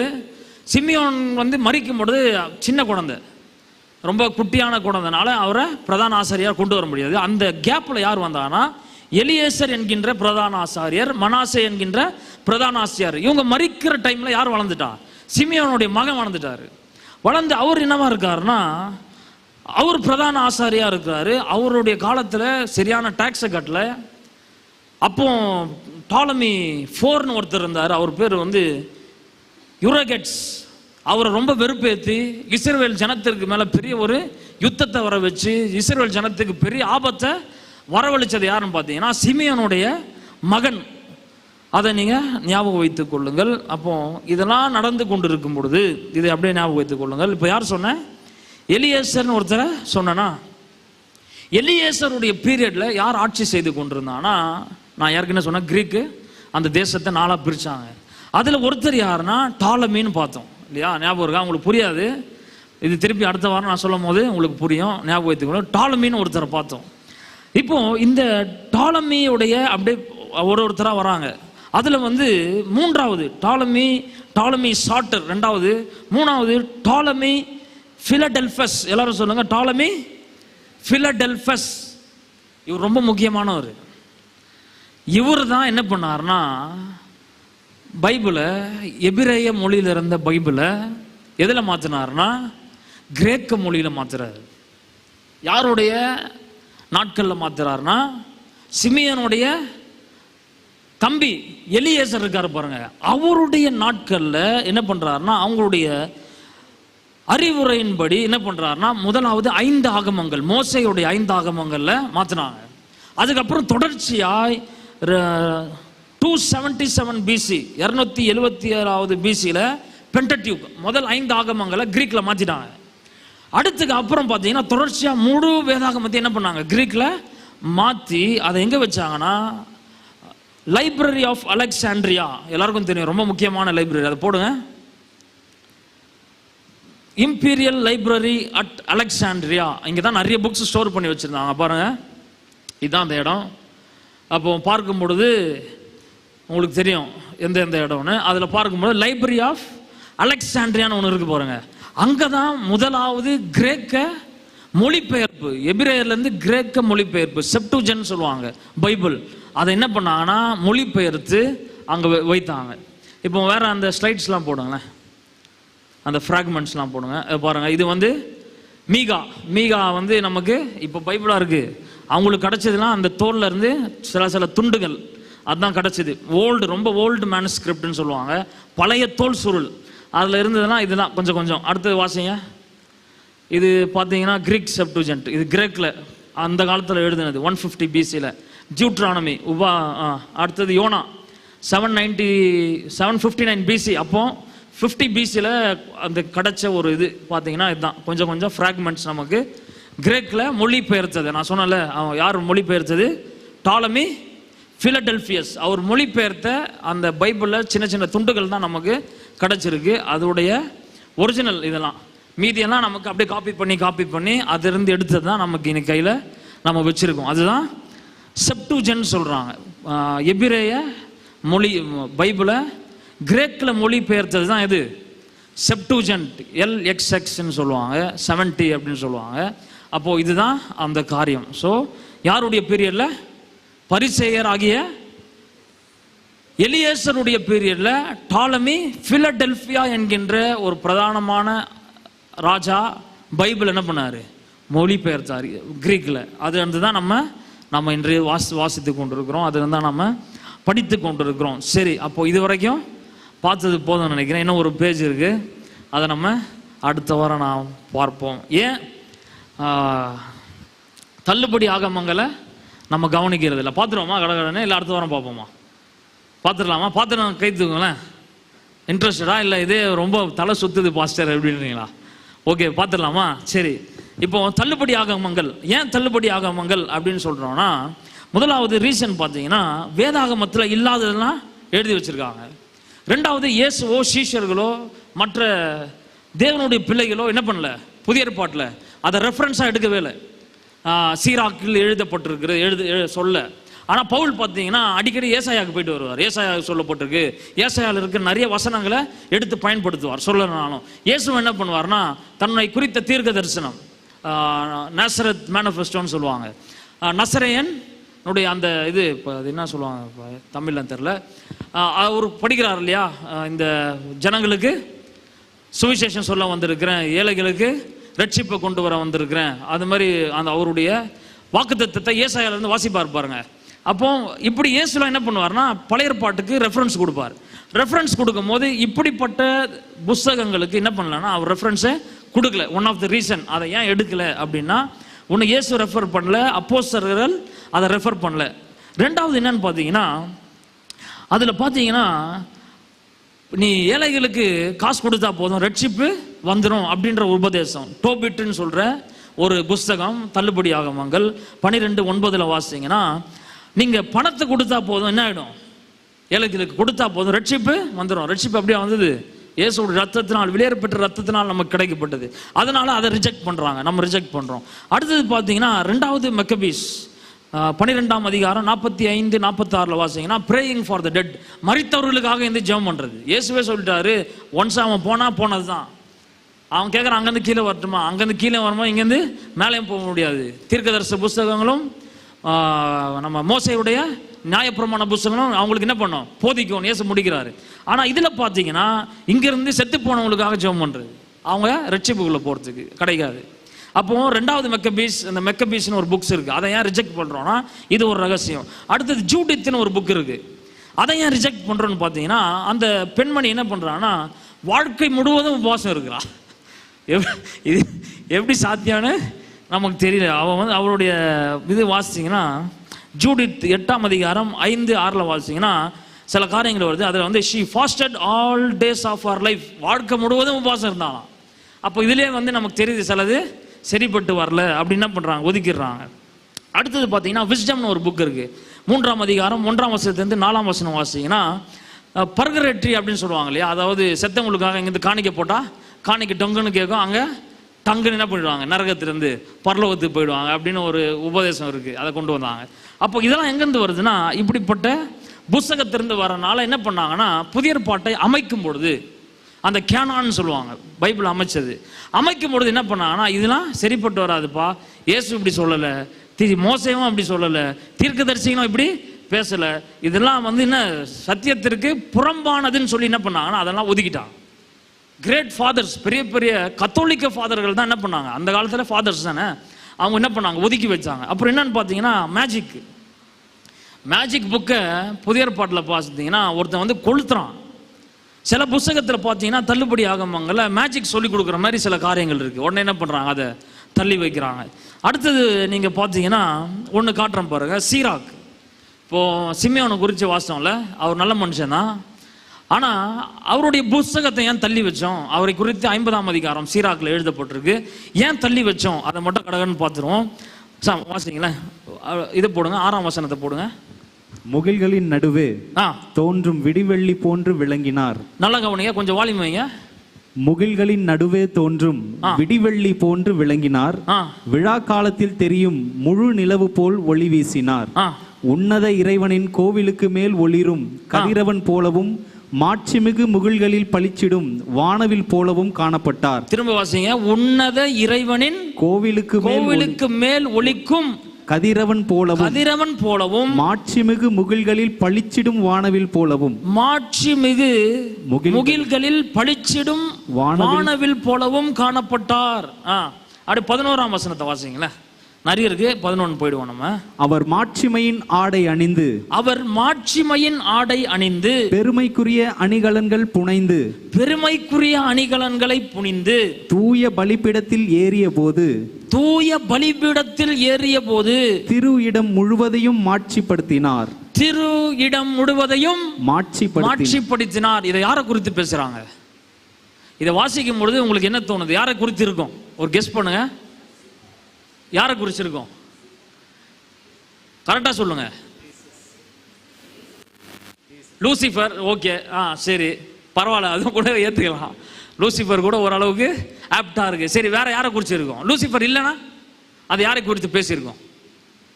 கிறிஸ்துவுக்கு ஒப்பிட்டு பேசலாம் இல்லையா? கிறிஸ்துவை குறித்து பேசுறது போல தான் இருக்கு. ஆனால் இது தொடர்ச்சியாக வாசிங்கன்னா இதை யாரை குறித்து பேசுறதுன்னா சிமியோனை குறித்து பேசுது. சிமியோன் கோயில்களுக்கு மேலே, ஆண்டவருடைய கோயிலுக்கு மேலே பிரகாசிப்பிக்கிற வானவில் போல இருக்கிறாராம். ஆண்டவரோட கோயிலுக்கு மேலே அவர் எடுக்கிறாராம். அப்போ ஏன் இந்த புக்கை ஒதுக்கி வச்சாங்கன்னா இதெல்லாம் வாசிக்கும் பொழுது இதெல்லாம் செட்டே ஆகாது பைபிளுக்கு. எஸ்ரா இருந்தார், நெகேமியா இருந்தார், அவரும் தான் ஆலயத்தை கட்டினாங்க. ரொம்ப அந்த அடிமைத்தனத்திலிருந்து ஜனங்களை வெளியே கொண்டு வந்தாங்க. எஸ்ரா நெகேமியா நீங்கள் வாசிங்கன்னா ஒரு இடத்துல கூட எஸ்ரா நெகேமியாவை பற்றி இப்படி எழுதப்பட்டதே இல்லை. எஸ்ரா வந்து இந்த வசனம் சூப்பராக இருந்தது பாருங்க. அவர் மாட்சிமையின் ஆடை அணிந்து பெருமைக்குரிய அணிகலன்களை புனைந்து. இயேசுக்கும் அதுக்கும் செட்டே ஆகாது. அப்போ நமக்கே தெரியுது இது வந்து பைபிளில் இதுக்கு சம்மந்தப்பட்டு வராது. அப்போ அன்னைக்கு வாசித்த அப்போஸ்தலரோடு கூட இருந்த தேவனுடைய பிள்ளைகள், இயேசுவை குறித்து படித்தவர்கள், அதெல்லாம் பார்த்தவங்க எல்லாம் என்ன பண்ணாங்கன்னா ஃபாதர்ஸ்லாம் ஒன்றா உட்காந்து கேனான் பைபிளை ஒன்றா போடும் பொழுது, அதை சேர்க்கும் பொழுது என்ன பண்ணாங்கன்னா இதெல்லாம் நமக்கு சம்பந்தம் ஆகாதுன்னு சொல்லி, நமக்கு இப்போ எத்தனை புஸ்தகம் இருக்கு? 66 இருக்கு. நமக்கு 66. அந்த ஸ்லைடு மட்டும் போடுங்க, முடிச்சிடலாம். இது இல்லை, இன்னொன்று லைவ்லையும் போட்டோம், எல்லாரும் பார்ப்பாங்க. இது இல்லைப்பா, இன்னொன்று இருக்கும். பாருங்க, நமக்கு எத்தனை இருக்கு? 66 இருக்கு இல்லையா? இப்போ பார்த்தீங்கன்னா கத்தோலிக்க பைபிள் எத்தனை இருக்குன்னா எக்ஸ்ட்ரா 12 புஸ்தகம் இருக்கு அவங்களுக்கு. நமக்கு 66 இருக்கு. 66 + 12. கிரேக் ஆர்த்தோடாக்ஸ் அப்படி அவங்களுடைய பைபிளில் பார்த்தீங்கன்னா எத்தனை இருக்கு? 17 இருக்கு. ரோமன் கேத்தலிக்கில் கூட மெக்கபீஸ் 1, 2 தான் இருக்கு. ஆனால் கிரேக் ஆர்த்தோடாக்ஸில் பார்த்தீங்கன்னா மெக்கபீஸ் 1 இருக்கு, மெக்கபீஸ் 2 இருக்கு, மெக்கபீஸ் 3 இருக்கு, மெக்கபீஸ் 4 இருக்கு. 2 மெக்கபியே தாங்க முடியல. மறைச்சவங்க கிட்ட ஜோம் பண்ண சொல்லுவோம். அப்போ 3 நாளில் என்ன இருக்கும் பாருங்க. நான் வாசித்தது இல்லை, நீங்கள் வேணா அப்புறம் வாசித்து பாருங்க. அப்புறம் ரஷ்யன் ஆர்த்தோடாக்ஸ் அவங்க கொஞ்சம் மாறி என்ன பண்ணிட்டாங்க, நம்ம 3 வச்சுக்க வேண்டாம், நம்ம என்ன 4 வேணாம் மெக்கபீஸ், நம்ம ஃபர்ஸ்ட் மெக்கபீஸ், செகண்ட் மெக்கபீஸ், தேர்டு மெக்கபீஸ் போதோடனே 3 இதுலேயே அவங்க ஸ்டாப் பண்ணிட்டாங்க. அப்போ இப்படி பார்க்குறோம். நமக்கு சங்கீதம் எவ்வளோ இருக்கு? 1 எவ்வளோ இருக்கு? 150 இருக்கு. அவங்களுக்கு எத்தனை இருக்கு? 151. அந்த 100 ரூபா கொடுத்துட்டு மொய் வைக்கும் போது எக்ஸ்ட்ரா 101 ரூபா வைக்கிற மாதிரி 151 இருக்கு. நம்ம யாரையும் கிண்டல் பண்ணல. ஆனால் இதெல்லாம் வாசிங்கன்னா அது வந்து கிண்டல் பண்ணுற மாதிரி இருக்கும். வாசிங்கன்னா நம்ம பைபிளுக்கு, நம்முடைய உபதேசங்களுக்கு செட் ஆகாத அநேக காரியம் என்ன பண்ணோம் உள்ளே இருக்கும். இயேசு எதிர்த்த காரியங்கள்லாம் என்ன இருக்கும் உள்ளே ஆட் பண்ணி வச்சுருக்காங்க. ஸோ இதெல்லாம் அவங்களுடைய காரியத்தில் இருக்குது. நமக்கு இருக்கிறதே நமக்கு ரொம்ப போதும். அப்போது நம்ம அதே படிக்க மாட்டோம் இல்லையா? இருக்கிற 66 புஸ்தகத்தையே நம்ம படிக்க மாட்டோம். அவங்களுக்கு இன்னும் எக்ஸ்ட்ராலாம் இருக்குது. நான் ஒன்று வாங்கினேன் போன வாரம் படிக்கணும்னு. அதில் பார்த்தா 150 புஸ்தகங்கள் இருக்குது. 150 எப்பா அப்படின்ட்டு அதை வச்சுட்டேன். அப்போது நமக்கு இருக்கிறது சத்தியம். என்ன தேவையோ பரலோக ராஜ்யத்துக்கு போக வேண்டிய சத்தியங்கள், பரலோகத்திற்கு நம்மை நடத்த வேண்டிய சத்தியங்கள், வருங்காரியங்கள், வந்த காரியங்கள், இனி வரப்போகிற காரியங்கள், இது எல்லாவற்றையும் குறித்து ஆண்டவர் அழகாக எழுதி வச்சிருக்கார். ஆனால் சிலர் என்ன பண்ணியிருக்காங்க, உள்ளே போந்து குழப்பி இருக்கிறாங்க. ஆனால் நம்ம கரெக்டாக எது வந்து சேர்றோமோ ஆண்டவர் அதை நம்ம கொடுத்துருக்கிறார். நம்ம எல்லாம் எழும்பி நிற்போமா? கர்த்தர் நல்லவர், அவர் கிருபை என்றும் உள்ளதாக இருக்கிறது. ஆமே.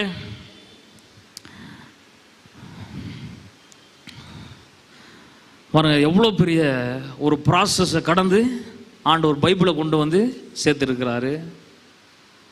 நமக்கு எவ்வளோ சத்தியத்தை கொண்டு வரணும்னு எவ்வளோ ஒரு ஸ்ட்ரகிள் நடந்துருக்கு பாருங்க. இன்றைக்கி நம்ம ஈஸியாக சபையில் இருக்கிறோம், ரொம்ப சாதாரணமாக நம்ம இங்கேயே இருக்கிறோம், பெருசாக நமக்கு ஒன்றும் தெரியல. இவ்வளோ சம்பவங்கள் நடக்குது, இவ்வளோ பிரச்சனைகள் நடக்குது, இவ்வளோ காரியங்களை தாண்டி, இத்தனை ராஜாக்களெல்லாம் தாண்டி வேதாகமத்தை ஆண்டவர் பாதுகாத்து அதை கொண்டு வந்து சேர்க்க டாலமி பிலடெல்பியான்ற ஒரு ராஜாவை பயன்படுத்தி கிரேக்க மொழி, இன்னைக்கு இங்கிலீஷ் எப்படி உலகம் முழுவதும் இருக்கோ எல்லாருக்கும் தெரியுதோ, அன்னைக்கு தெரிஞ்ச ஒரே மொழி கிரேக்கம் தான். காலம் நிறைவேறின போது எல்லாருக்கும் கிரேக்கு தான் தெரியும். வரவங்க போறவங்க, இங்க இருக்கிறவங்க அங்க இருக்கவங்க எல்லாருக்கும் கிரேக்க மொழி மோஸ்டா தெரியும். அப்போ கிறிஸ்துவை குறித்து கடகடன்னு பரவனா எதுல போனோம்? கிரேக்கோட சாம்ராஜ்யம் முழுவதும் இருக்கும் போது இயேசு வந்தாதான் கரெக்டா இருக்கும். அதை அறிந்து காலம் நிறைவேறின போது, எப்படி தானியேலுடைய சொப்பனமும் ஆண்டவர் சொன்ன காலம் நிறைவேறின போது இயேசு அனுப்பின அந்த டைம் எப்படி சிங்க் ஆகுது பாருங்க. அப்போதான் கடகடகடன் சுவிசேஷம் பரவிச்சு. எல்லாரும் ஒரே மொழியில கடகடன்னு அதை படிக்க ஆரம்பிச்சாங்க. அப்போ ஆண்டவர் நம்மை ரட்சிப்பதற்காக ரொம்ப பெரிய பிரயாசம் எடுத்திருக்காரு. வரலாறு என்ன பண்றாருன்னா அவர் கையில வச்சிருக்காரு. அப்படி உலகத்தையே அதுக்கு நேரா நடத்தி கொண்டு இருக்கிறார். நம்ம இங்க கொண்டு வந்து நிக்க வச்சிருக்காருன்னா, உங்களையும் என்னையும் தெரிந்தெடுத்திருக்காருன்னா ரொம்ப பெரிய ஒரு ஆசீர்வாதம். அடைக்கப்பட்டவர்கள் அநேகர், ஆனால் தெரிந்து கொள்ளப்பட்டவர்கள் சிலர். இன்னைக்கு அதுல நீங்களும் நானும் இருக்கிறோம்னா நல்ல கரங்களை தட்டி ஆண்டவருக்கு நன்றி செலுத்துவோம். அழைக்கப்பட்டவர்கள் அநேகர், ஆனால் தெரிந்து கொள்ளப்பட்டவர்களோ சிலர், only few. அதுல நம்ம வந்திருக்கோம்னா விலையேற பெற்ற கிருபை. கரங்களை உயர்த்தி ஆண்டவருக்கு நன்றி செலுத்தும். அப்பா உமக்கு நன்றி அப்பா, உம்முடைய வார்த்தை உண்மை உள்ளதப்பா. இதை படிக்கும் போதெல்லாம் நீர் எவ்வளவு நல்லவர், எங்களுக்காக எவ்வளவு முயற்சி எடுத்து கொண்டு இருக்கிறீர், எங்களுக்காக காலங்களையும் ஆண்டவரின் நாட்களையும் எப்படி வணைந்து கொண்டிருக்கிறீர் அப்பா. நன்றி செலுத்துகிறோம், நன்றி செலுத்துகிறோம், நன்றி செலுத்துகிறோம் அப்பா, நன்றி செலுத்துகிற. எல்லாரும் கரங்களை உயர்த்தி இயேசுவே உமக்கு நன்றின்னு சொல்லுங்க. அப்பா உமக்கு நன்றி ஆண்டவரே, உமக்கு குணான கூடி நன்றி செலுத்துகிறோம் ஆண்டவரே. அடைக்கப்பட்டவர்கள் அநேகராயிருந்தாலும் தெரிந்து கொள்ளப்பட்டவர்கள் ஆகிய ஆண்டவரே அந்த சிலரில் நாங்களும் இருக்கிறோமே. எவ்வளவு பெரிய பாக்கியம் ஆண்டவரே, எவ்வளவு பெரிய ஸ்லாக்கியம் ஆண்டவரே, எவ்வளவு நன்மை அப்பா ஆண்டவரே. உம்மை துதிக்கிறோம், ஸ்தோத்திரிக்கிறோம்ப்பா. நீர் நல்லவர் ஆண்டவரே, நீர் நல்லவர் ஆண்டவரே, நீர் நல்லவர் ஆண்டவரே. உம்மை உயர்த்துகிறோம், உம்மை உயர்த்துகிறோம், உம்மை உயர்த்துகிறோம். கொஞ்ச நேரம் வாயில திறந்து ஸ்தோத்திரம் பண்ணலாமா? தகப்பனே ஸ்தோத்திரம், ஸ்தோத்திரம், ஸ்தோத்திரம், ஸ்தோத்திரம். இந்த ரட்சிப்பு ஆண்டவர் உலகம் முழுவதும் போகட்டும் ஆண்டவரே. ரட்சிக்கப்படாத அநேக ஜனங்கள் ரட்சிக்கப்படட்டும் ஆண்டவரே. எங்களை ரட்சித்திரு. நாங்கள் ஆண்டவரே இந்த வழியை விட்டு விலகிடக் கூடாது, கிறிஸ்துவை விட்டு பின்மாறி போக கூடாது. தகப்பனே எவ்வளவு உண்மையாய் இருக்கிறது ஆண்டவரே. நாங்கள் ஆண்டவரே நிலைத்திருக்க, ஆண்டவரே முடிவு பரியந்தம் நிலைத்திருக்கிறவனை ரட்சிக்கப்படுவான் என்று வேதம் சொல்லுகிறது. நாங்களும் நிலைத்திருக்க கர்த்தனே கிருபை செய்யுங்கப்பா. தகப்பனே எங்களுக்கு இந்த ஞானத்தை கொடுத்தீரே, படிக்க இதெல்லாம் புரிந்து கொள்ளக்கூடிய கிருபையை கொடுத்தீரப்பா ஆண்டவரே. இதுக்கெல்லாம் ஆண்டவர் இதற்காக பிரயாசம் எடுத்த ஒவ்வொருக்காக நாங்கள் நன்றி செலுத்துகிறோம்ப்பா. எங்களுக்கும் ஆண்டவர் இந்த தயவை பாராட்டினீரு. இங்க நாங்கள் இருக்கிறோன்னு ஆண்டவர் பரலோகத்தில் ஏற்கனவே எழுதி வைத்திருக்கிறீரு. இதெல்லாம் கேட்கணும்னு ஏற்கனவே எழுதி வைக்கப்பட்டிருக்கிறது. எல்லாமே முன் குறிக்கப்பட்டிருக்கிறது. இந்த முன் குறிப்புல நாங்க ஒரு திட்டமா இருக்கிறோமேப்பா உள்ள. எவ்வளவு நன்றி. எங்க மேல கர்சனையா இருக்கிறீரு. எங்கள் தேவைகள், எங்கள் குடும்பம், எங்கள் பிள்ளைகள், எங்களுடைய வாழ்க்கை, எதிர்காலம் எல்லாவற்றையும் நீங்க பார்த்து கொள்வீங்க. உண்மை நம்பி இருக்கிறோம். ஒருபோது வெட்கப்பட்டு நாங்கள் போவதே இல்லை. உங்களுடைய கரத்தில் எங்களுடைய வாழ்க்கையை ஒப்புக் கொடுக்கிறோம். நீரே நடத்துவீராக. இயேசுவின் நாமத்தில் ஜெபிக்கிறோம் நல்ல பிதாவே, ஆமென், ஆமென். எல்லாரும் சேர்ந்து சொல்வோம். என் ஆத்மாவே கர்த்தரை ஸ்தோத்திரி, என் முழு உள்ளமே அவருடைய பரிசுத்த நாமத்தை ஸ்தோத்திரி. என் ஆத்மாவே கர்த்தரை ஸ்தோத்திரி, கர்த்தர் செய்த சகல உபகாரங்களை என்றும் மறவாதே. ஆமென், ஆமென். ஹல்லேலூயா, ஹல்லேலூயா, ஹல்லேலூயா. கர்த்தர் உங்களை ஆசீர்வதிப்பாராக. ஆமென். ஒரே ஒரு நிமிஷம் நம்ம